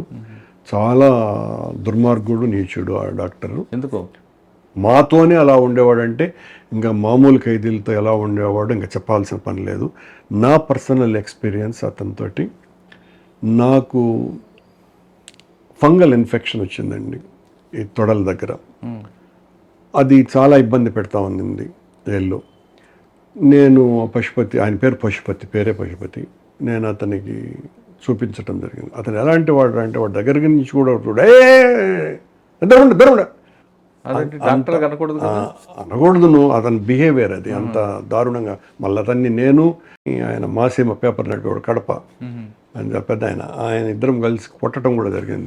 దెబ్బలు వేసాం తర్వాత చాలా రోజులకి లేండి, చాలా రోజులకు. అతనిచ్చినటువంటి మెడిసిన్ కాన్సన్ట్రేటెడ్ శావలన్. మురళి గారు, నేను జైల్లో అతి నొప్పి పడ్డటువంటి సంఘటన పశుపతి వలన. ఆ తెలియకుండా ఇంత కాటన్తో మొత్తం ఆ ప్రాంతం అంతా కూడా నేను ఆ శావలను పూసేశాను. సాయంత్రం బహుశా 3 గంటలకు ఆ ప్రాంతాన 5:30-6 నుంచి ఆ మంట ప్రారంభమయ్యి పెడబొబ్బలే, లిటరల్లీ ఆ ప్రాంతం అంతా కూడా తోలట్లే పడిపోయింది నాకు. ఆ రాత్రంతా బాత్రూంలో అంటే వాష్రూమ్లో పడిపోయేట నీళ్లు పోసుకుంటా ఉన్నాను చల్లదనం కోసమని. ఇంకా ఆ పెడబొబ్బలు పెట్టి ఏడ్చల. అప్పటికే ఉన్నటువంటి ఈ కమ్యూనిస్టు భావజాలం కారణంగా వచ్చినటువంటి ధైర్యము, ఓర్పు కారణంగా ఇప్పుడు తలుచుకున్నా కూడా ఆ నొప్పిని అంత, అంటే మీరు ఊహించుకోండి, లిటరల్గా మీ తోలు ఊడిపోతే ఎట్లా ఉంటుంది, అది కాలి ఊడిపోతే ఎలా ఉంటుంది, అలా కాలి ఊడిపోయింది. బాగా ఒక అరచేతి మందమంతా తోలు వెళ్ళిపోయి ఉంటుంది నాకు. అప్పుడు నెక్స్ట్ డేనా ఏందయ్యా అంత బాధపడుతుండవు అని శ్రీనివాస్ అని ఒక డాక్టర్ ఉండేవాడు మా దగ్గర, ఒక ఆర్ఎంపీ డాక్టర్. ఆ పేరు కూడా మర్చిపోను, 50 ఏళ్ళు దాటిన తర్వాత కూడాను. అరే వాడిని ఎందుకు అడిగినావు, వాడు పనికిమాలినోడిని, నన్ను అడుగు ఉండకూడదా అన్నాడు. ఏం శ్రీనివాస్ నాకేం తెలుసు నువ్వు అని. వాడేం డాక్టర్, నేను కదా డాక్టర్, అయితే నా ఆర్ఎంపీ డాక్టరే అంటూ మిల్లీ కార్టిన్ వియోఫామ్ అని ఆయింట్మెంట్ డ్రైవ్ అయిపోతుంది అని అన్నాడు. 2 రోజుల తర్వాత ప్రారంభించినాను. నిజంగా లిటరల్లీ వెంటనే తగ్గిపోయింది. ఆ మెడిసిన్ ఎప్పటికీ మర్చిపోలేను నేను.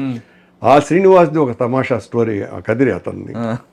అతను జైల్లో ఏదో ఆయనకు జబ్బు వచ్చి ఉస్మానియా హాస్పిటల్లోనో గాంధీ హాస్పిటల్లోనో ఇన్పేషెంట్గా చేరి 3-4 రోజులుండి, ఆ 3-4 రోజులలోనే ఆశ్చర్యంగా అక్కడ అతనికి సర్వ్ చేసినటువంటి డాక్టర్ని ప్రేమించటము, ఆ 4 రోజుల్లోనే అదే జైల్లో పెళ్లి చేసుకోవటము, అదే హాస్పిటల్లో పెళ్లి చేసుకొని వచ్చినాడు. వింతలో వింత అంటే అది. మరి నా తోలు ఉండటం ఒక వింత, అతన్ని పెళ్లి చేసుకోవటం ఒక వింత. ఆ శ్రీనివాస్ మర్నాడు తగ్గింది కదా మీకు, ఆ డాక్టర్ని పట్టుకుని అడిగారా? లేదండి, అది గుర్తులేదు. కానీ వాడు అధికారులకి మరి కంప్లైంట్ కూడా ఇవ్వలేదు, ఇచ్చినట్టు గుర్తులేదు. ఏం జరిగిందో నాకు మళ్ళా అలాంటివి కొన్ని మిస్ అయిపోయినాయి. మరొక ముఖ్యమైన ఘటన జైల్లో నాకు అప్పటికే నడుము నొప్పి ఉన్నిందండి బాగా. చెప్పారు కదా ఇನ್ನು మంచం. ఆ నడుము నొప్పి కోసమని ఉస్మానియా హాస్పిటల్కు తీసుకెళ్ళారు నన్ను. నాతో పాటు వరవర్రావు గారు కూడా ఉన్నారు. వరవర్రావు గారి కోపం మొదటిసారి, బహుశా అదే ఆఖరిసారి ఏమో అయింది. మేము డాక్టర్ని కలిసినాం, మేబీ సూపరింటెండెంట్ అనుకుంటా. కలిస్తే అతను నా పట్ల కొంచెం కోపంతో, పని లేకుండా వచ్చినా ఊరికనే ఊరు చూసేదానికి, అంటే జనరల్గా ఒక వ్యాన్లు ఎక్కిస్తూ ఊరంతా కూడా కనపడుతూ ఉంటుంది కదా, అట్లా కొద్దిమంది సయ్యద్ పైల్మన్ లాంటి వాడు రోజు వస్తూ ఉంటారు కదా.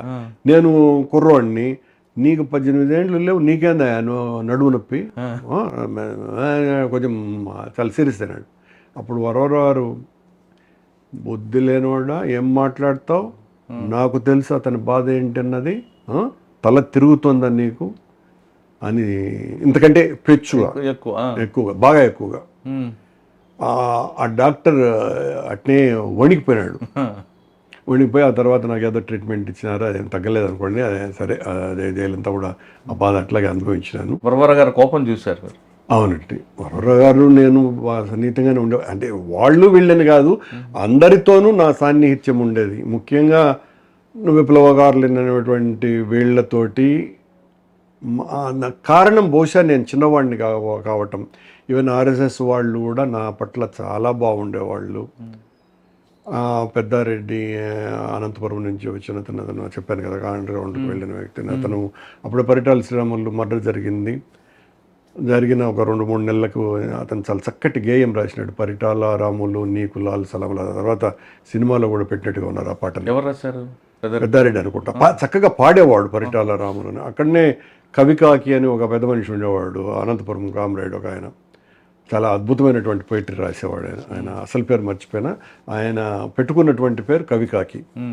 అలా చల్సాని ప్రసాద్ గారు నా గురువు గారు, నాకు చాలా ఇష్టమైనటువంటి వ్యక్తి ఆయన. చల్సాని ప్రసాద్ గారు భానుమతి పాటలకు విపరీతమైనటువంటి ఇష్టం తనకి. ఆయన శ్రీశ్రీ రెండో భార్య అని కూడా పిలిచేవాళ్ళు, అంటే అంతగా శ్రీశ్రీతో ఆయనకు సాన్నిహిత్యం ఉండేది. భానుమతి పాట ఆ జైల్లో ఎక్కడో ఒక మైక్ ఉండేది, ఆ మైకులో అప్పుడప్పుడు వార్తలు వచ్చేటి, ఈ పాటలు వచ్చేటి సాయంకాలం 6 తర్వాత. నన్ను చేయబట్టుకొని లాక్కొని పరిగెత్తేవాడు భానుమతి పాట వస్తే. ఆ మల్లీశ్వర్లో పాట ఏదో ఆ ఒకటి గుర్తుంది నాకు ఆయనతోటి. ఆయన చనిపోయేంత వరకు నేను ఆయనతో టచ్లోనే ఉన్నా. చల్సాని ప్రసాద్ గారు ముఖ్యమైనది అధ్యయనం అండి. రోజు తక్కువ అంటే 8 నుంచి 10 గంటల పాటు చదివేవాడిని నేను బుక్స్ని. అందులోనే ఎడ్గార్ స్నో రాసినటువంటి చైనాపై అరుణతార అన్నటువంటి పుస్తకం, వై కోటేశ్వరరావు గారు ఇప్పుడు కూడా ఉన్నాడు. ఆయన శ్రీకాకుళ పోరాటంలో ప్రముఖ పాత్ర వహించినటువంటి వ్యక్తి. ఇప్పుడు ఏదో బీసీ ఉద్యమాలలో నాయకుడు. ఈజ్ ఆల్మోస్ట్ 90 years, అడ్వకేట్ కూడాను. నాకు ఇప్పుడు కూడా టచ్లోనే ఉంటారు. ఆయన రాసిన ఎడ్గార్ స్నో పుస్తకం ఒకటి, కమ్యూనిస్ట్ పార్టీ చరిత్ర ఒకటి, అలాగే దాస్ క్యాపిటల్ని స్టాలిన్ 17 సంవత్సరాలకే పూర్తి చేసినాడు 18 ఏళ్ళకేనని, నేనెందుకు చదవకూడదు, నాకు అప్పటికి ఇంకా 18 కాలేదు కదా అని ఏదో విపరీతంగా ప్రయాసపడి చదివినాను. నాకేం అర్థం కాలేదు. అది ఒక పట్టుదల, చదవాలా అన్నటువంటి పట్టుదల. అక్కడే తత్వశాస్త్రం మీద, హిస్టరీ మీద, ఎకనామిక్స్ మీద, వీటన్నింటి మీద ప్రాథమికమైనటువంటి పరిజ్ఞానం వీళ్ళందరూ కూడా కల్పించినారు. మరోవైపున జైల్లో కొద్ది రోజుల పాటు లిఖిత పత్రిక ఒకటి నడిపినారు వెరసమ్మ వాళ్ళు. అందులో నేను ఒక గేయం రాశాను. నా మొదటి ఆఖరు గేయం అదే. కేవీ రమణారెడ్డి గారు నన్ను చాలా బాగా మెచ్చుకున్నారు. బాగా రాసిన ఒక నన్ను బాగుంది ఆ కవిత. గుర్తులేదండి. ఏదో ఏంటంటే, తుపాకీ భుజం మీద, ఈ భుజం వాలిపోతే ఈ భుజంలో మోస్తాము అని, అదేదో గుర్తు. బహుశా అర్థం అయితే ఉంది ఆ గేయంలో. ఆయనకి ఇష్టపడింది, బాగుంది అని అన్నాడు. మళ్ళీ నేను ఎప్పుడు ఈ కవిత్వం రాసే ప్రయత్నం నేను చేయలేదు. మా Shail Kumar is very good poet and writer, నాతో పాటు ఉన్నటువంటి ఆయన ఇప్పుడు కూడా నాకు అతి ముఖ్యమైనటువంటి స్నేహితుడు. స్టిల్ తిరుపతిలోనే ఉంటారు ఆయన. జైల్లో చాలా ఉద్యమాలు చేసాం. ఉద్యమం అంటే అక్కడ జరిగేటువంటి ఏదైనా కూడా తప్పులు చేస్తే జైలు అధికారులు దానికి వ్యతిరేకంగా అందరం కలిసి తిరగబడేవాళ్ళం. ఒకవైపున అధ్యయనం. ఇందులో ముఖ్యమైనటువంటిది ఎంవి రమణారెడ్డి గారు రాత్రి 8 గంటలకు పుస్తకం మొదలు పెట్టడం ప్రారంభించి ఉదయం 7 గంటల వరకు చదివేవాడు. ఆయనకున్నటువంటి లక్షణం అది. ఎవ్రీ డే ఆయన అసాధారణమైనటువంటి విజ్ఞాని ఆయన మరో కోణం అది. ఒక కోణం ఆయన అంత ఏదో హత్యలు మా ఫ్యాక్షనిస్ట్ అనుకుంటారు, కానీ రెండో కోణం అది ఎంత చెప్పినా కూడా తక్కువే. ఆయన్ను నేను ఆదర్శంగా తీసుకొని జైల్లో నేను కూడా అలా చదవాలని కొద్ది రోజులు ప్రాక్టీస్ చేసి నేను కూడా అలాగే చదవటం ప్రారంభిస్తే నా పక్కన కేవీ రమణారెడ్డి గారు పడుకునేవాడు. నేను ఆ లైట్ ఫోకస్ ఉండేది కూడా, టేబుల్ ల్యాంపు ఉన్నా కూడా ఆయన కళ్ళ మీద పడేతలకి ఆయనకి చిరాకు వచ్చేసింది. కర్ణ ఏంది ఇది రాత్రులంతా నువ్వు నాకు నిద్ర లేకుండా చేస్తున్నావు అనే పెద్ద ఆయన అన్నటువంటి మాటకు మళ్ళీ రాత్రులు చదవటం మానేశాను ఆయన వల్లనే. నేను అట్లా అది మిస్ అయిపోయింది. సార్, ఈ క్రమంలో ఇంకా మీకు బాగా అటాచ్మెంట్ ఉంది రాజారెడ్డి గారు కాకుండా మీ కుటుంబానికి, అదే మీ మీద బాగా ప్రభావం చూపిన వ్యక్తులు అంటే ఒక్కరు కాదండి. అదే నేను చెప్పేది. అంటే అందరికంటే నాకు అతి ముఖ్యమైనటువంటి వ్యక్తి నా గురువు. ఈరోజు ఇలా నేను మాట్లాడగలుగుతున్నానన్నా, ఇంత ధైర్యంగా ఉండగలుగుతున్నానన్నా నా ప్రధానమైనటువంటి వ్యక్తి మధుసూదన్ రావు గారు. రెండవ వ్యక్తి, అంతకంటే ముందు వ్యక్తి, ఆయన వల్లనే నేను విప్లవ రాజకీయాల్లోకి వచ్చిన, అసలు రాజకీయాల్లోకి వచ్చిన వ్యక్తి మా అన్న భూమన్ కారణంగా మరొక వ్యక్తి సిహెచ్ శివారెడ్డి, నాకు చాలా చాలా ఇష్టమైనటువంటి వ్యక్తి. ఇప్పటికీ కూడా ప్రతి 3 రోజులకు ఒకసారి మేమిద్దరం మాట్లాడుకుంటూనే ఉంటాం. నన్ను ఇన్స్పైర్ చేసినటువంటి వాళ్ళు వీళ్ళు తిరుపతికి సంబంధించి. ఇక వరవర్రావు గారు ఎంత చెప్పినా కూడా తక్కువే. జ్వాలాముఖి, ఆయన ఉపన్యాసాలంటే నాకు చాలా ఇష్టం. ఆయన కవిత్వం, ఆయనదే కాదు, దిగంబర్ గోల్ కవిత్వం అప్పటికే మా ఇంట్లో మా అన్న వలన మా ఇంట్లో అప్పటికే వచ్చిన పుస్తక భాండారంలాగా ఉండేది కాబట్టి చదివేటువంటి అదృష్టం వచ్చింది. నేను అలా దాశరథి రంగాచారి గారికి సాహిత్య అభిమానిని నేను, విప్లవ రచయితల కంటే కూడాను. ఆయన రాసినటువంటి మోదుగు పూలు, జనపదం, చిల్లర దేవుళ్ళు, ఈ 3 నవలలు, ఆ తర్వాత నేను ఇటువైపుకు వచ్చేసిన తర్వాత ఆయన రచనలు అన్నీ కూడా, అది వేదం కావచ్చును, ఉపనిషత్తులు కావచ్చును, రామాయణం కావచ్చును, మహాభారతం కావచ్చును, ఏదైనా కానీ, పాశురాలు కావచ్చును, ఆయన ఆత్మకథతో సహా అన్నీ కూడా ఆయన పట్ల ఆకర్షణ కాదు, నాకు అతి ఇష్టమైనటువంటి వ్యక్తి. కేవీ రమణారెడ్డి గారిలో ఉన్నటువంటి సున్నితత్వం నాకు చాలా ఇష్టం. ఇతరులను ప్రేమించేటువంటి రమణారెడ్డి గారి యొక్క తీరు నాకు నచ్చింది. అలాగే వీరామారావు, సూర్యప్రకాష్ రెడ్డి గారు, ఆయన రెడ్డి కాదు యాక్చువల్గా, జనసంఘ నాయకుడు, నన్ను చాలా ఇష్టంగా చూసేవాడు. ఆయన కొడుకులాగా కూడా ప్రవర్తించేవాడు నాతో. ఆయన ఇలా అనేక మంది ఆ జైల్లో నాకు తగిలినటువంటి వాళ్ళందరూ కూడా అప్పటికే వాళ్ళు 50 ఏండ్లు ఆ ప్రాంతాన్ని ఉన్నటువంటి వాళ్ళు కాబట్టి వాళ్ళందరికీ నేను కొడుకులాగా కనపడి ఉండొచ్చును. ఆ రకంగా వాళ్ళు మా ప్రత్యర్థి రాజకీయాలలో ఉన్నటువంటి వాళ్ళైనా కూడా మెజారిటీ నాతో బాగుండేవారు. నేనే కొద్దిగా మాది విప్లవ రాజకీయం కదా అని నేను కొంచెం దూరంగా ఉండేవాడిని. రాజారెడ్డి గారితో అప్పుడు పరిచయం ఏర్పడింది, ప్రేమ ఏర్పడ్డది, కానీ సాన్నిహిత్యం కాదు. చాలా ఇష్టం ఆయనంటే. ఆ తర్వాత నేను జైలు నుంచి వచ్చిన తర్వాత ఆయన అనేక సందర్భాలలో కనపరిచినటువంటి ప్రేమే మా ఇద్దరిని కట్టిపడేసి అది ఇప్పటి వరకు కూడా తీసుకొని వచ్చింది.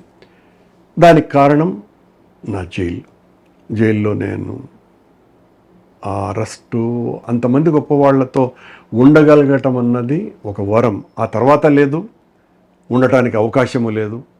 అందరం కూడా కలిసిమెలిసి ఇప్పుడు ఎంఐఎం వాళ్ళు, జమాయిత్ ఇస్లాం వాళ్ళు, లేదా ఆనంద్ మార్గ్ వాళ్ళు, ఆర్ఎస్ఎస్ వాళ్ళు, విశ్వ హిందూ పరిషత్ వాళ్ళుతో పాటు విరసం వాళ్ళు, చంద్రపుల్లారెడ్డి గ్రూపుకు సంబంధించినటువంటి వాళ్ళు, కొల్లా వెంకయ్య గ్రూపుకు సంబంధించినటువంటి వాళ్ళు, దీనికి తోడు ఫ్యాక్షనిస్టులుగా ఉన్నటువంటి గడ్డం నరసింహారెడ్డి, బిజ్యం సత్యంరెడ్డి, చల్లా చిన్నపరెడ్డి, ఆ తర్వాత ఒక 7-8 నెలల తర్వాత జైల్లోనే ఆయన మీద బాంబు వేసి చంపేశారు చల్లా రామకృష్ణారెడ్డి వాళ్ళ ఫాదర్ని.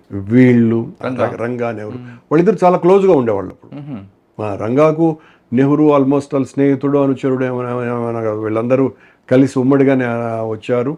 వాళ్ళు అన్నదమ్ములు ఇద్దరు, నెహ్రూ అండ్ గాంధీ, ప్రాణ స్నేహితుల్లాగా వాకింగ్ చేస్తూ ఉండేవాళ్ళు, ఒకరి మీద ఒకరి భుజాన్ని ఒకరు. చాలా ఆశ్చర్యం కూడా వేసేది నాకు. ఆ సందర్భంలో వాళ్ళు వారు వీరు అని మాట్లాడడం కూడా రంగా గారు అంటే మాకు ఈ గీర్లు అప్పటికి తెలియదు. మా పచ్చి రాయలసీమ వారం కదా మాదంతా, ఎన్ని తెలియదు. ఏం నువ్వు అనేది తప్ప మీరు అనేది తెలియదు. ఎవరినైనా కూడా నువ్వు అనేది ఉండేది 50 ఏళ్ళ ముందు. మొదటిసారి నేను ఈ గార్లు వినింది అప్పుడే. అది కూడా మూడో వ్యక్తిని కూడా గారు అంటారు అన్నది ఇంకా ఆశ్చర్యం. మీరు లేకుండా ఇతనితో మాట్లాడేటప్పుడు మురళి గారు అనే అసాధ్యమైనటువంటి విషయం. అలాంటిది కూడా వాళ్ళ దగ్గర నేను నేర్చుకున్నాను. ఆ ప్రాంతాల్లో ఉన్నటువంటి వాళ్ళ దగ్గర నుంచి నేర్చుకున్నా ఈ రకంగా గౌరవించాలని. ఆ తర్వాత మా పెద్దనాన్న నన్ను మీరు అంటే ఏంటి మీరు అంటున్నావు జైలు నుంచి బయటకు వచ్చిన తర్వాత నన్ను అన్నది కూడా బాగా గుర్తు. 70 ఏళ్ళు వీడేది ప్రతిసారి మీరు అంటాడు అని. అట్లా జైలు చాలా నేర్పించారు. ఆ జైల్లోనే రంగా వాళ్ళు ఒకసారి పింగళి దశరథరామను కొట్టారు ఏదో కారణంగా. నేను పింగళి దశరథరామ్ నాకు చాలా మంచి స్నేహితుడైన. ఆ తర్వాత మేయర్ కంప్లైంట్ చేసి రంగా చేత క్షమాపణలు కూడా చెప్పించినాం. దశరథరామ్ అప్పుడు స్వరాజ్యం అన్న పేరుతో కవితలు రాస్తూ ఉండేవాడు. అతను కూడా నాకంటే 1 year 1.5 year పెద్దోడు ఉంటాడు. వచ్చి వెంటనే మొదట శ్రోత నేనే అతనికి. నాకు వినిపించేవాడు ఆ కవితలు. అలా ఒక 7-8 కవితలు వినిపించాడు. మరి ఆ కవితలు ప్రింట్ చేసుకున్నాడో లేదో నాకు తెలియదు. ఇప్పుడు వాళ్ళ అమ్మాయి కూడా మంచి సాహితీవేత్తట, పింగళి దశరథరామ్ వాళ్ళ డాక్టర్. నాకు తెలియదులేండి అమ్మాయిని అడిగితే కానీ తెలియదు విషయం ఏంది అన్నది. ఇంకా బాగా గుర్తునిపించండి చెప్పు. బాగా గుర్తున్నటువంటిది ఒకసారి జైలు నుంచి ఇట్లా హాస్పిటల్కి వెళ్ళానండి. జైల్లో నాకు ఒక దొంగ పరిచయం అయినాడు. ఆ దొంగతో నాకు మంచి సాన్నిహిత్యం అయింది. ఏదో ఇస్మాయిల్ ఏదో అనుకుంటావాడు పేరు. సరే గాంధీ హాస్పిటల్లో, ఉస్మానియా హాస్పిటల్లో అక్కడికి వచ్చినాడు, కనపడ్డాడు. అంటే రిలీజ్ అయిపోయినాడు. కనపడేదానికి నేను భలే ఆశ్చర్యంగా ఆనందంగా మాట్లాడాను అతనితోటి. అరే ఇస్మాయిల్ ఎట్లున్నావు ఏంటి అంటే చాయ్ బాయ్ కైసాయ్ అది ఇదని వాడు 10 నిమిషాలు మాట్లాడినాడు. నా దగ్గర ₹1 ఏదో ఉండి ఒక పాన్ తెస్తావా తింటాను నేను, హైదరాబాద్లో పాన్లు ఎక్కువ కదా, అబ్బిలాయంగా అని అన్నాడు. ₹1 తీసుకొని ఎట్టపోయినాడు. అంటే బుద్ధి పరుచుకోలేదు, అటు బుద్ధి మారలేదు. అది తమాషైనటువంటి విషయం. సార్ జైల్లో సాహిత్యం అని నేర్చుకున్నారు కదా, అక్కడ భోజనం కూడా చాలా బాగుండిందండి. మొదటి నెల ఏమీ బాగోలేదు. ఆ తర్వాత భోజనం చాలా బాగుండింది. అందులో ఆ చేసే వాళ్ళలో ఎవరు బాగా మీకు గుర్తుండిపోయారు? మాతోనే ఉన్నటువంటి సురేందర్ రెడ్డి గారు, నేను ఫార్మర్ నక్సలైట్, ఆయన చాలా చక్కగా చేసేవాడు భోజనం. అంటే non veg veg everyday non veg ఉంటుంది, వెజిటేరియన్ ఉంటుంది. ఆర్ఎస్ఎస్ వాళ్ళు కొంతమంది బ్రాహ్మిన్స్ వీళ్ళందరూ కూడా వెజిటేరియన్ అది సపరేట్గా చేసుకునేవాళ్ళు. కొద్ది రోజుల తర్వాత దాదాపు వారంలో 6 రోజుల పాటు నాన్ వెజిటేరియన్ దశకు వచ్చింది. కానీ రైసే బాగోదండి అప్పట్లో, కానీ దొడ్డు రైస్. అవన్నీ తొలి రోజులండి. మళ్ళీ ఆ తర్వాత మాకు ప్రతి 15 రోజులకు రేజర్ సెట్టు, ఇవి బ్లేడ్స్, షాంపూలు ఇవన్నీ కూడా ఇచ్చేవాళ్ళు. నాకు అప్పటికి గడ్డము లేదు, మీసము లేదు. నాకు ప్రతి 15 రోజులకు ఈ రేజర్ సెట్ ఇది ఏం చేసుకోవాలి అది పారేస్తూ ఉండేవాడిని. లేదా ఈ దొంగలు వస్తారు కదా వాళ్ళకి ఇచ్చేవాడిని నేను. నేను జైలు నుంచి బయటకు వచ్చేంత వరకు నాకు గడ్డం మీసాలు రాలేదు. అదొక గుర్తు. జైల్లో భోజనాల దగ్గర శేషయ్య చెట్టి అని అతను ఉండేవాడండి, వైశ్య, బట్ అద్భుతమైనటువంటి కామ్రేడ్ అతను అతని ఫ్రెండ్ చంద్రశేఖర్ రెడ్డి, గుంటకల్ వాళ్ళు. ఆ ఇద్దరు మర్డర్ అయిపోయినారు బయటకు వచ్చిన తర్వాత. ఒకసారి వాలీబాల్ దగ్గర, అతని పేరు వద్దు ఇప్పుడు ఎందుకంటే నేను చెప్పడం మంచిది, చాలా ప్రముఖుడైనాడు అతను. కొంచెం ఆర్ఎస్ఎస్ సంబంధించిన వ్యక్తి, కాస్త అతి ఎక్కువ. ఆ అతి వ్యక్తి మా వాళ్ళని ఎవరినో వాలీబాల్ దగ్గర తిట్టటము సంథింగ్ ఏదో జరిగింది. నేను అట్లా చూస్తూ నేను అతన్ని ఒకడినే ఏమి చేయలేను కదా అని అంటే చంద్రశేఖర్ రెడ్డి వాళ్ళు ఏమి కొడవలి సీతారామయ్య గ్రూప్ కాదు, కాస్త సిపిఎం అనుకున్నారు వాళ్ళు యాక్చువల్గా. But Chandra was very close to me. Chandra and Seshayya వీళ్ళిద్దరు కూడా నేనంటే చాలా ఇష్టం వాళ్ళకి. చంద్రకు చెప్పాను నేను, చంద్ర వాడు చేస్తాడు, రాపోదాం నా కొడుకు అని పోయి ఇద్దరం కలిసి మ్యాన్ హ్యాండిల్ చేసాం. నాకంటే అతను ఎక్కువ చేశాడు, కొట్టాడు. కొట్టి మళ్ళీ ఆ తర్వాత నేను చంద్ర ఇద్దరమే వాలీబాల్ ఆడాం. అంటే మిగతా వాళ్ళు ఎవరు రాను కూడా రాలేదు మాతో కలిసి ఆడడానికి కూడా. అంత ఫెరోషియస్ క్షణాలను కొద్దిసేపు నడిచినాయి. అతని స్నేహితుడు శేషయ్య, మీరు వంట గురించి చెప్పినారు కాబట్టి, ఓ రోజు కన్నారా అని అన్నాడు. పట్టు ఎట్లుండాలి మనము, దేన్నైనా కూడా రేపు నువ్వు భవిష్యత్తులో ఏమవ్వబోతావు, అండర్గ్రౌండ్ పోవాలంటే అన్నీ నేర్చుకోవాలని కోడి పట్టుకొని కోసి తాగు అని ఏదే పచ్చి రక్తం అది పప్పు అని అన్నాను. నేనేం తాగాను, అతను ఆనందంగా తీర్థం తాగినట్టు తాగేశాడు. అంటే జైల్లో కోళ్ళు అంటే ఈ డిటెన్యూ ఖైదీలు కొంచెం ఉండేటి అండి, అంటే బయట నుంచి తెప్పించేవాళ్ళు. అదే ఎక్కువ ఉండేది. ఆ రోజు మాత్రం కోడిని కోసాం, బాగా గుర్తుంది నాకు. కోడిని కోసినాం, పంపించారు లోపలికి. అదొక గుర్తు. అయితే జనరల్ ఖైదీలకి ఆదివారం పూట మటన్ పెట్టేవాళ్ళు. ఒక ఆదివారం మటన్, ఒక ఆదివారం చికెన్ ఉంటుంది. ఒక కుప్ప చికెన్. ఇప్పుడు కదా, అప్పుడు చికెన్ ఆడుంది నాటుకోళ్ళే కదా. ఇప్పుడు మీరు 50 ఏళ్ల ముందు చికెన్లు లేవు, లేవు కాబట్టి నాటుకోళ్ళు అన్ని దొరకవు. దాదాపు 2000 మంది పైగా ఉన్నటువంటి జైలు మాది. కానిస్టేబుల్స్ అంటే పోలీసు వాళ్ళు నిక్కర్లు ఒక పెద్ద టేబుల్ మీద వేసి ఉంటారు. మటన్ అంతా ఒక 100 కేజీలు 200 కేజీలు, ఓ 10-20 మంది. చాలాసార్లు చూసినటువంటి సంఘటన. ఆ జోబుల్లో కుక్కునేవాళ్ళు మటన్ని ఇంటికి ఎత్తుకుపోయేదానికి. రైల్ డిపార్ట్మెంట్ పోలీసులు నవ్వు కలిగిస్తుంది. సరే, ఇప్పుడు అవన్నీ పెద్ద విషయం కాదు కానీ గుర్తుగా చెప్తున్నాను. సార్ అప్పట్లో జైల్లో అంటే ఇప్పుడు కొన్ని ప్రాంతాల్లో జరుగుతుంది, ప్రాంతీయ కుల మత విభేదాలతో ఏమైనా ఉండేదా? ఏం లేవండి. అసలు కులం అంటే ఏందో కూడా తెలియదు మాకు అప్పట్లో. అస్సలు ఆలోచన కూడా రానటువంటి విషయం. సార్ బయట ఒక మాటలో చెప్పాలంటే ఒక అద్భుతమైనటువంటి కమ్యూన్ అది. ఆ కమ్యూన్లో అన్ని రకాలైనటువంటి భావజాలాల వాళ్ళు తమ అభిప్రాయాలను ఎక్స్చేంజ్ చేసుకుంటూ, ఒకరి పట్ల ఒకరికి ప్రేమాభిమానాలు కనపరుచుకుంటూ, ఏ విద్వేషము లేకుండా, అప్పుడప్పుడు వచ్చిన వెంటనే సమస్య పోయేటువంటి చర్చలు చేసుకొని జరిగినాయి. మాకు ఆర్ఎస్ఎస్ వాళ్ళకి 2-3 సార్లు కొట్టుకునేంత కూడా గొడవ జరిగింది. కానీ అవేవి గుర్తింపు లేనంతగా. నిన్న వరవరావు గారు, రమణ ఏదో రాశారు, చరబండి రాజు గారిని చెంచల్గూడలో ఆలయ నరేంద్ర వీళ్ళిద్దరు కొట్టుకున్నారు. మాకు తెలుసు అది జైలు లోపల కొట్టుకున్నటువంటి విషయం. దాని మీద ఈరోజు మరొక వ్యక్తి ఏదో లయం కొట్టుకోలేదని ఆర్ఎస్కి సంబంధించిన వ్యక్తి కూడా ఆంధ్రజ్యోతిలో వచ్చింది. కానీ నిజంగా కొట్టుకున్నారు. అలాంటివి మా దగ్గర జరగలేదు. ముషీరాబాద్ జైల్లో జరగకపోగా మేము చాలా బాగున్నాం. 2-3 సినిమాలు కూడా అందరం కలిసి వేయించుకున్నాం. మల్లీశ్వరి, కన్యాశుల్కం, ఈ 2 సినిమాలు నాకు బాగా గుర్తున్నాయి. అందరం కలిసి చూసి. మరి భానుమతి పాటల కోసం ఎంచుకోలేదా? మల్లీశ్వరి అదే కదా. అందరికి సావిత్రి ఇష్టం కాబట్టి అందరికి సావిత్రి నాకు కదండి, నేను నా చాయిస్ కాదు. కన్యాశుల్కాన్ని చూసే అవకాశం కూడా అప్పుడు వచ్చింది. కన్యాశుల్కం సినిమా వేసుకోవటం జరిగింది. రోజు పాటలు పాడేవాళ్ళం. నేనే ఎక్కువ పాడేవాడిని. నేను కాస్త ఆ రోజులలో పాటగాడిని ఎందుకే లెక్క. అప్పటికే నాకు గద్దర్ గారు పరిచయం. జననాట్య మండలిలో తిరుపతిలో వాళ్ళు వేసినప్పుడు, భూపాల్ వాళ్ళు వేసినప్పుడు నేను కూడా వాటిల్లో పాల్గొన్నా. ఇక్కడ పక్కన ఒక 3 పల్లెలు ఉన్నాయి, రవీళ్ళవారిపల్లి, నెన్నూరు, ఇలాంటి చోట్ల నేను పార్టిసిపేట్ చేశాను. సార్ మొత్తం ఎన్ని నెలలు ఉన్నారండి జైల్లో? 19 నెలలు ఉన్నామండి. 19 నెలల్లో ఒక గాంధీ జయంతి కానీ, రిపబ్లిక్ డే వచ్చినప్పుడు, దీపావళి వచ్చినప్పుడు ఒక ప్రత్యేకత ఉంటుంది జైలుకి. పెద్ద అది గుర్తు లేదండి నాకు ఆ సంఘటన. ఓకే, గద్దరు వీళ్ళందరూ కూడా పరిచయారా మీకు కూడా? గద్దర్ అంతకు ముందే పరిచయం అండి. రాజకీయ సభలో జైలుకు రాలేదు గద్దర్, మా జైల్లో లేడు. ఐ థింక్ ఆ పీరియడ్ అండర్ గ్రౌండ్లో ఉన్నాడు అతను, నాకు తెలియదు సార్. మొత్తం వీళ్ళన్నింటికంటే ముఖ్యం మాకు ఆర్ఎస్యు బాధ్యుడు, అన్నింటికంటే ముఖ్యమైనటువంటి వ్యక్తి నరసింగరావు. ఆయన సత్యం అని పిలుస్తారు. చాలా మంచి వ్యక్తి. మేము అరెస్ట్ అయిన తర్వాత ఒక 5-6 నెలలకు అండర్ గ్రౌండ్లో ఉండి దొరికి వచ్చాడు.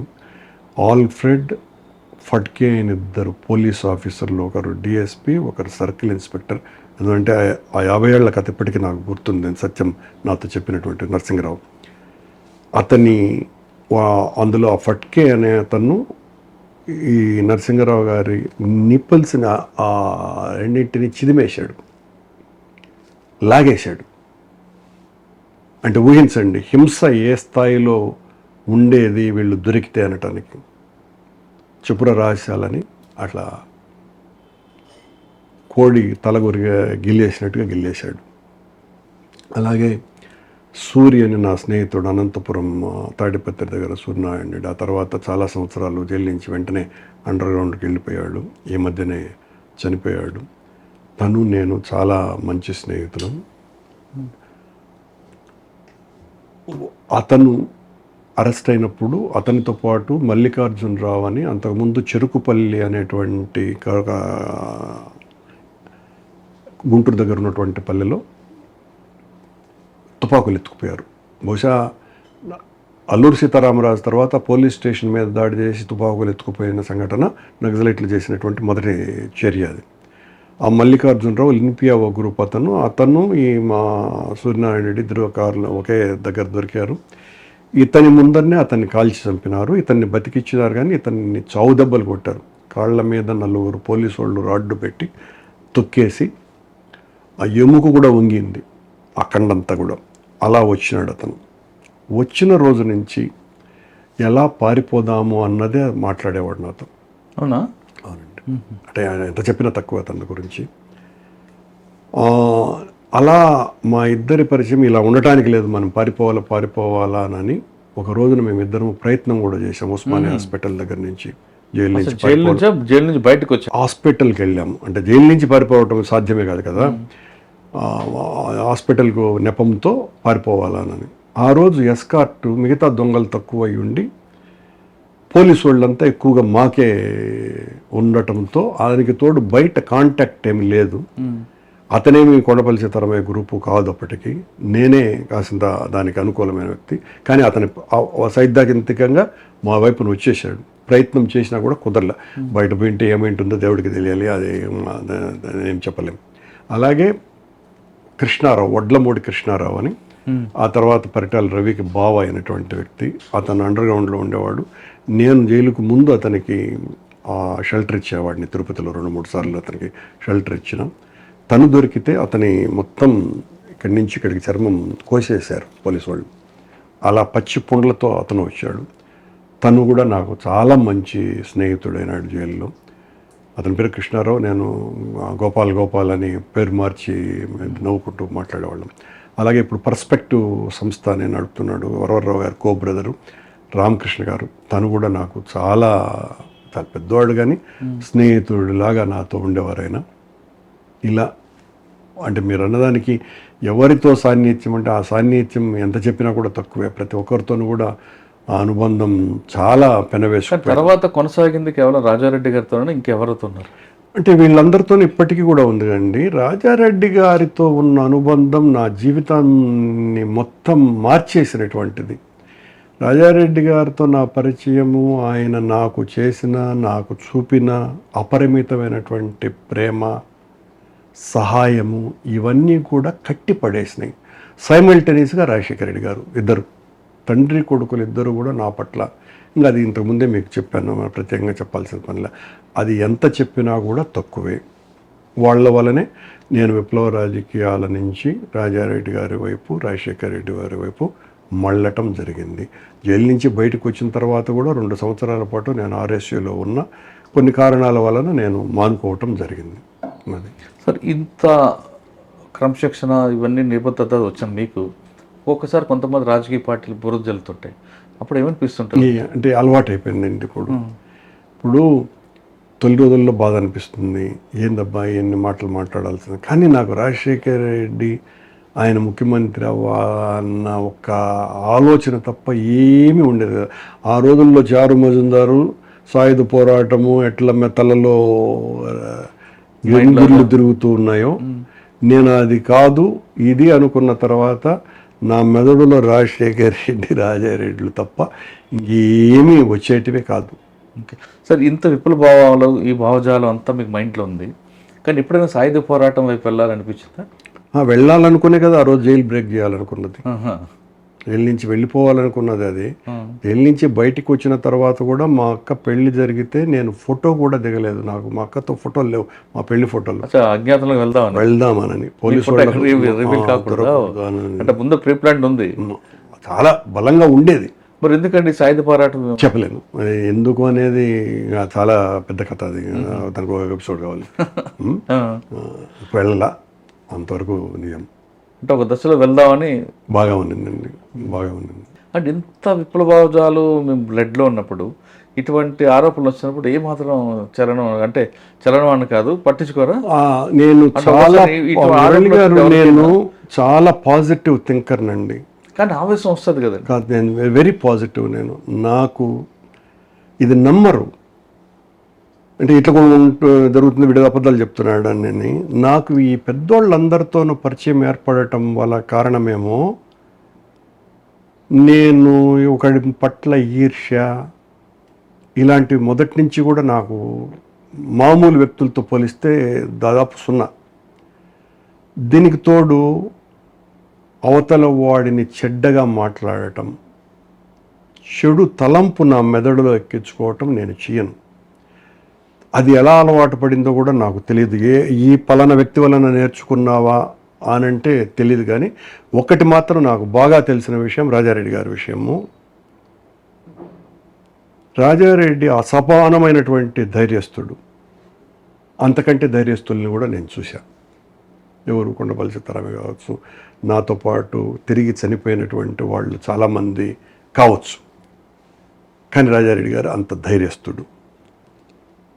కానీ ఎవ్వరికీ లేనటువంటి గుణం ఈర్ష్య అన్నది తెలియని వ్యక్తి రాజారెడ్డి గారు. తనకు ఇతరులు ఎదుగుతున్నారు మా కొడుకుని దాటిపోయి అని ఈర్ష్యతో ఒక్కరోజు కూడా ఆయనతో నేను పయనించిన రోజులలో లేదు. రాజారెడ్డి గారి గురించి చాలా చెడ్డగా చెప్తూ ఉంటారు. రాజారెడ్డి గారికి గురించి నాకంటే సన్నిహితంగా మెలిగినటువంటి వాళ్ళు ఎవ్వరూ లేరు. ఇది రిటర్న్, ఒక శాసనంలాగా చెప్తున్నాను నేను. ఈర్ష్య అన్నది లేనటువంటి వ్యక్తి రాజారెడ్డి గారు. నేను తన దగ్గర అది నేర్చుకున్నాను. కానీ కొంతమంది రాజారెడ్డి రాజ్యాంగం అని బిరుదిస్తుంటారు.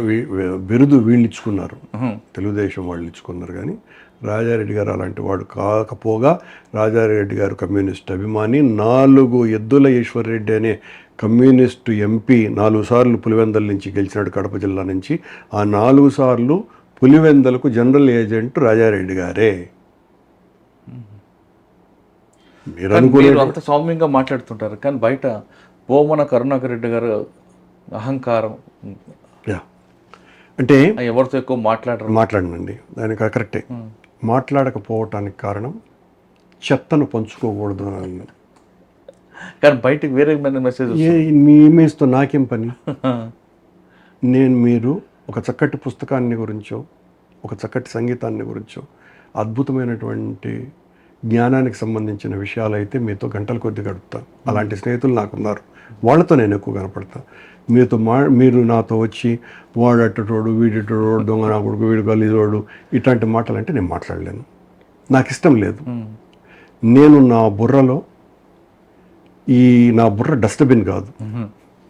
నా బుర్రని ఇది కూడా నేను సీరియస్గానే చెప్తున్నాను, నా బుర్ర డస్ట్బిన్ కాదు. వీధిలో ఉండే, ఊర్లో ఉండే చెత్తతో నా బుర్రను నింపుకోవాలని నేను చిన్నతనం నుంచి లేను.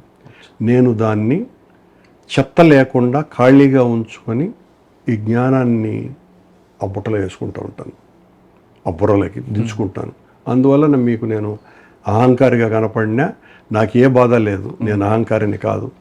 నాకు మనుషుల పట్ల అపరిమితమైనటువంటి ప్రేమ ఉన్నది.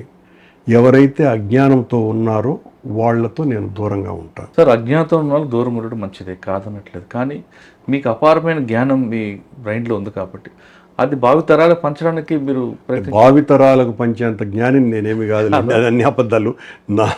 నాకు నేను కనీసం కొద్దిగానన్నా పర్లేదబ్బా. దీనికి భర్తృహరి ఒక మాట అన్నాడండి, అంటే ఇక్కడ కూడా మళ్ళీ నేనేం జ్ఞానిని కాదు, నేను చదువుకోలేదు, అన్ని అబద్ధాలు. మిగతా వాళ్ళకంటే సమకాలీన రాజకీయ నాయకుల కంటే కొంచెం బెటర్, అంతే తప్ప నాకేం. కాకపోతే భర్తృహరి ఎప్పుడో 2000 సంవత్సరాల క్రితమే ఒక మాట అన్నాడు, అది సంస్కృతం నాకు తెలియదు కానీ ఆయన దాని తెలుగు అనువాదం, ప్రభువుకు అహంకారం వల్ల నువ్వు చెప్పేది వాడు వినడు, ఏంద్ర నువ్వు నాకు చెప్పేది అని అంటాడు. పండితుడికి ఈర్ష్య, అంటే పండితుడు అంటే మనతో సమానమైనటువంటి, పండితుడికి సమానమైనటువంటి వాడు, వీడికి ఏంది తెలుగు ఉండాదేనని వాడు ఒప్పుకోడు. సామాన్యునికి అర్థం కాదు, అంటే వాడికి మన స్థాయి ఉండదు కాబట్టి వాడికి ఎట్టాగో అర్థం కాదు. ఇంకెందుకురా నా సుభాషితం నాలోనే ఉంటుందిలే అన్నాడు ఆయన. అలా నేను ఏదైనా చదువుకున్నానంటే ఎవరైనా నా దగ్గరికి వచ్చి ఆ ఇంట్రెస్ట్ ఉన్న వాళ్ళతో పంచుకుంటాను, కానీ లేనటువంటి వాళ్ళతో పంచుకొని వీడేంద్ర ఇంత అజ్ఞానం, వీడికి పిచ్చి పట్టింది అని అనిపించుకొని అదనంగా ఈ అహంకారానికి అదనంగా మళ్ళీ వీడు పిచ్చోడు అని అనిపించుకోవాల్సిన అహంకారం అయితే జనరల్గానే వేస్తారు. పిచ్చోడు అని మరి దీన్ని మీకు ముందర ప్రొజెక్ట్ చేసి నేను ఎందుకు తెప్పించుకోవాలా? కరెక్టే కాదు సార్, మీకున్నది సమాజానికి కూడా ఇవ్వాల్సిన బాధ్యత ఉంది కదా. అలా నేను చాలా పనులు చేశానండి మురళి గారు. దేవుడి దయ వలన, రాజశేఖర రెడ్డి గారి చలువు వలన నేను తొడా టీటీడీ అధ్యక్షుడిగా ఉండే కాలంలో ప్రభుత్వాలే చేయలేనటువంటి పనులు, తెలుగు భాషా బ్రహ్మోత్సవాలు 4 సంవత్సరాల పాటు అత్యద్భుతంగా నిర్వహించినాను. అలాగే టీటీడీ చైర్మన్గా దళిత గోవిందం, కళ్యాణం వస్తు, అలా అనేక కార్యక్రమాలు చేయగలిగినవి. ఇవన్నీ కూడా నాకున్నటువంటి సామాజిక స్పృహ చింతనతోనే చేసినటువంటి కార్యక్రమాలు. అలాగే పార్వతీపురం కుట్ర కేసులో ప్రముఖమైనటువంటి ముద్దాయిగా ఉండి శ్రీకాకుళ పోరాటంలో చాలా పెద్ద ఎత్తున పాల్గొన్నటువంటి ఆనాటి కేంద్ర నక్సలైట్ నాయకుడైనటువంటి నాగభూషణ్ పట్నాయక్ కూడా మాతో పాటు ఉండేవారండి కొద్ది రోజుల పాటు. ఆయనతో కూడా నాకు మంచి సాన్నిధ్యం ఉండేది. అలాగే ఆ ఏజెన్సీ ప్రాంతం నుంచి వచ్చినటువంటి మొగిలి అతని పేరు, ఆ మొగిలి అతనికి అప్పటికి పెద్ద తెలుగు కూడా రాదు, చొక్కా కూడా అప్పటి వరకు వేయలేదు, చొక్కా జైల్లోనే వేశాడు. నేను అతను చాలా సన్నిహితమైన, నాకంటే 15-20 ఏళ్ళు పెద్దోడై ఉంటాడు ఆ మొగిలి. మొదటిసారి బియ్యం అంటే అన్నం తను జైల్లోనే చూశానని నాతో చెప్పటం జరిగింది. అప్పటి వరకు వాళ్ళు ఏం చదువుతూ ఉన్నారో, తింటూ ఉన్నారో, ఏదో చెట్టు బెరడు ఏదో చెప్పేవాడు ఆయన. అలాగే సివి సుబ్బారావు, తను ఆ తర్వాత జేఎన్యూలో చాలా ప్రముఖమైనటువంటి వ్యక్తిగా ఉన్నాడు. మా ఆర్ఎస్లో ఉన్నాడు, త్రిరసంలో కూడా ఉండేవాడు. సివి సుబ్బారావు చాలా ప్రముఖుడు. తను ఆ తర్వాత సంథింగ్ ఏదో ఆరోగ్యం బాగలేక చనిపోవటం జరిగింది. ప్రేమ్ సాగర్ అని మరొక వైజాగ్ నుంచి వచ్చినటువంటి కామ్రేడు అతను ఉన్నాడు. అతను కూడా స్టిల్ నాకు సంబంధాలలో ఉంటాడు. ఇలా వైజాగ్కు సంబంధించి ఈ నలుగురు కూడా చాలా ప్రముఖమైనటువంటి దీంట్లో నాతో. ఈ నలుగురులకు మీకు నాగభూషణ్ పట్నాయక్ గారు, ఆయన జైలు నుంచి ఆయన బయటికి మీరు వచ్చిన తర్వాత విశాఖపట్నం జైలు ఉన్నప్పుడు అక్కడ కూడా మీరు వెళ్ళి కలవడం కూడా జరిగింది? లేదండి, లేదు. తర్వాత ఆయనతో మీకు ఎప్పుడైనా అనుబంధం? లేదు, అస్సలు లేదు. జైల్లో మాత్రమే ఆయనతో నాకు పరిచయము. అది కూడా కొద్ది బాంధవ్యమే. ఆయన ఇట్ట అనేవాడు ఎంతసేపటికి కూడాను. అది గుర్తుంది, చూడంగానే ఇట్ట అనేవాళ్ళు. ఈ రకంగా ఒకవైపున అధ్యయనము, మరోవైపున పాఠాల ద్వారా నేర్చుకోవటము, పెద్దలు చెప్పినటువంటి విషయాలు, వీటిలన్నింటి వలన బుర్రను పదును చేసుకునేటువంటి అంశాలతో పాటు బయట జరుగుతున్నటువంటి సంఘటనలు, ఆ విషాదాలు మమ్మల్ని అప్పుడప్పుడు కూడా విపరీతంగా కలిసివేసేటివి జరిగినాయండి. జైలుకు రాకముందు తిరుపతి ప్రాంతాన బాధ్యుడైనటువంటి కరణం నాగరాజరావు గారని నాకు చాలా ఆత్మీయుడైన, ఆయనకు ఎన్నోసార్లు నేను షెల్టర్ ఇవ్వటం జరిగింది. ఆ కరణం నాగరాజరావు నేను చాలా ప్రాంతాలు తిరగటము జరిగింది. నాగరాజరావు నేను ఒక రోజున యూనివర్సిటీలో హాస్టల్ల దగ్గర పడుకున్నప్పుడు తను తెచ్చినటువంటి ఒక బ్యాగ్ తలదిండుగా పెట్టుకొని నేను అలా కొడుతూ మాట్లాడుతున్నాం. కామ్రేడ్, ఏంటి అంత గట్టి కొడుతున్నావు, జాగ్రత్త అని అన్నాడు. ఏ నాగరాజు గారు అని అన్నాను. అదేం దిండు అనుకుంటున్నావా, అందులో ఉండేవి బాంబులు అని అన్నాడు. ఆ రోజే చచ్చిపోయింది వాళ్ళు. తరువాత ఆ బాంబులతోనే మరో 15-20 రోజులకే మదనపల్లిలో అతన్ని ఎవరో ఐడెంటిఫై చేసి ఒక కానిస్టేబుల్ పట్టుకుంటే ఇందులో నుంచి ఒక బాంబు తీసి ఆ కానిస్టేబుల్ మీద వేశాడు. కానిస్టేబుల్ చచ్చిపోయాడు. అక్కడి నుంచి నేరుగా మళ్ళీ తిరుపతికి వచ్చాడు. ఒళ్ళంతా గాయాలు, అంటే ఆ బాంబు ఇతనికి కూడా తగిలి ఒళ్ళంతా పుచ్చులుగా అయిపోయింది. అదే ఆఖరిసారి నేను చూడడం. మేము జైల్లోకి వెళ్ళిన 3-4 నెలల తర్వాత నవంబర్ 5వ తారీఖు ఎప్పుడు కరణం నాగరాజరావుని ఎన్కౌంటర్ చేశారు అన్నటువంటి న్యూస్ విని చాలా బాధపడ్డాం. పట్టుకొని కాల్చి చంపేశారని. అంతకు పూర్వము జంపాల చంద్రశేఖర్ ప్రసాద్, తను కూడా తిరుపతికి 2 సార్లు వచ్చాడు. తను సిరిల్ రెడ్డి, జార్జి రెడ్డి తమ్ముడు. జంపాల చంద్రశేఖర్ ప్రసాద్, నీలం రామచంద్రయ్య గారని ఇద్దరిని, నీలం రామచంద్రయ్య గారు ఫార్మర్ ఎమ్మెల్సీ కూడా, వీళ్ళిద్దరిని పట్టుకొని కాల్చి చంపేశారు. ఇలాంటి విషాదాలు. అలాగే సుంకన్న అనేటువంటి ఆయనకు కూడా నేను షెల్టర్ ఇచ్చాను 4-5 సార్లు తిరుపతిలో. తను నరసింహారెడ్డి అని మాకు మంచి స్నేహితుడు. తను పెద్ద యాక్టివ్ కూడా కాదు, నేను నాతో పోలిస్తే ఏమీ యాక్టివ్ కాదు, లా స్టూడెంట్. మాకు అప్పటికి రాయలసీమలో ఈ సిఓసి అనేవాళ్ళు, ఈ పీపుల్స్ వార్ గ్రూప్ని, సెంట్రల్ ఆర్గనైజింగ్ కమిటీ అని, దానికి నాయకుడైనటువంటి మహదేవ్, ఆ మహదేవ్ని ఈ నరసింహారెడ్డిని ఇద్దరిని పట్టుకొని కాల్చి చంపేశారని, ఇవన్నీ ఈ వార్తలన్నీ కూడా మమ్మల్ని పేగులు కలిపెట్టేటువంటి సంఘటనలు జైల్లో ఉన్నప్పుడు జరిగింది. దానికి తోడు ఇంకొకటి, నాకు విశ్వనాథ సత్యనారాయణ గారు అంటే అప్పటికే ఒక చిన్న ఇష్టత ఉండేది. నాకు 6వ క్లాసులో నాకు మొదటి ప్రైజ్ విశ్వనాథ సత్యనారాయణ గారి పుస్తకం ఆది పర్వం నాకు ఇచ్చినారు. తద్వారా నాకు సాహిత్యం పట్ల అనురక్తి కలగటానికి అదొక కారణమేమో. విశ్వనాథ సత్యనారాయణ గారు కూడా 76లో అక్టోబర్లోనో ఎప్పుడు సెప్టెంబర్లోనో చనిపోయినారు. అది కూడా కలచివేసినటువంటి సంఘటన, ఇలాంటితో పోలిక కాదు అది. ఇలాంటి విషయాలు కూడా జైల్లో ఉన్నప్పుడే జరిగినటువంటి వ్యవహారాలు. తల్లిదండ్రులు తనకు జన్మనిస్తే జీవితం ఎలా నడుచుకోవాలి, ఎలా నేర్చుకోవాలని జైలు నేర్పింది అంటారు భూమన కరుణాకర్ గారు. ఆ జైల్లో 19 నెలల్లో రకరకాల వ్యక్తులతో తనకి కలుసుకోవడం, వాళ్ళ ఆలోచనలు, వాళ్ళ స్వభావాలు, వాళ్ళ మాటలు అన్నీ కూడా తనపై ప్రభావం చూపడంతో నేను ఈరోజు ఈ స్థాయిలో ఉన్నాను అంటున్నారు. ఇక అదే జైల్లో పరిచయమైన రాజారెడ్డి గారితో కుటుంబంతో పరిచయం ఈ రోజు వరకు కొనసాగుతుంది. ఆయన నేర్పిన భావాలు, రాజశేఖర రెడ్డి గారు నేర్చుకున్న పాజిటివ్ థింగ్సే తనపై విమర్శలు ఎన్నొచ్చినా నేను ఎక్కువగా పట్టించనుకోను అనేది, ఆ పాజిటివ్ థింగ్స్ అనేది రాజశేఖర రెడ్డి గారు, రాజారెడ్డి గారి నుంచి నేర్చుకున్నాను అంటారు. అంటే సాధారణ ప్రతి వ్యక్తి కూడా జైలు అనగానే ఏదో జరుగుతుంది, ఏదో అనుకుంటారు. జైల్లోకి వెళ్తే వారు వీరవుతారు, వీరు వారవుతారు అనుకుని చాలామంది ఉంటారు. కానీ ఒక జైలు అనేది ఒక మనిషికి జీవితాన్ని మార్చింది. ఆ మనిషి నడవిక రెండూ మార్చడం కాకుండా 10 మందికి ఆదర్శంగా తయారయ్యారు భూమన కరుణాకర్ రెడ్డి గారు. ఇది భూమన కరుణాకర్ రెడ్డి గారితో పార్ట్ 3 కూడా ఉంటుందని త్వరలోనే. ఇంతవరకు సెలవు. నమస్కారం. థ్యాంక్ యూ మురళి గారు. Thanks a lot.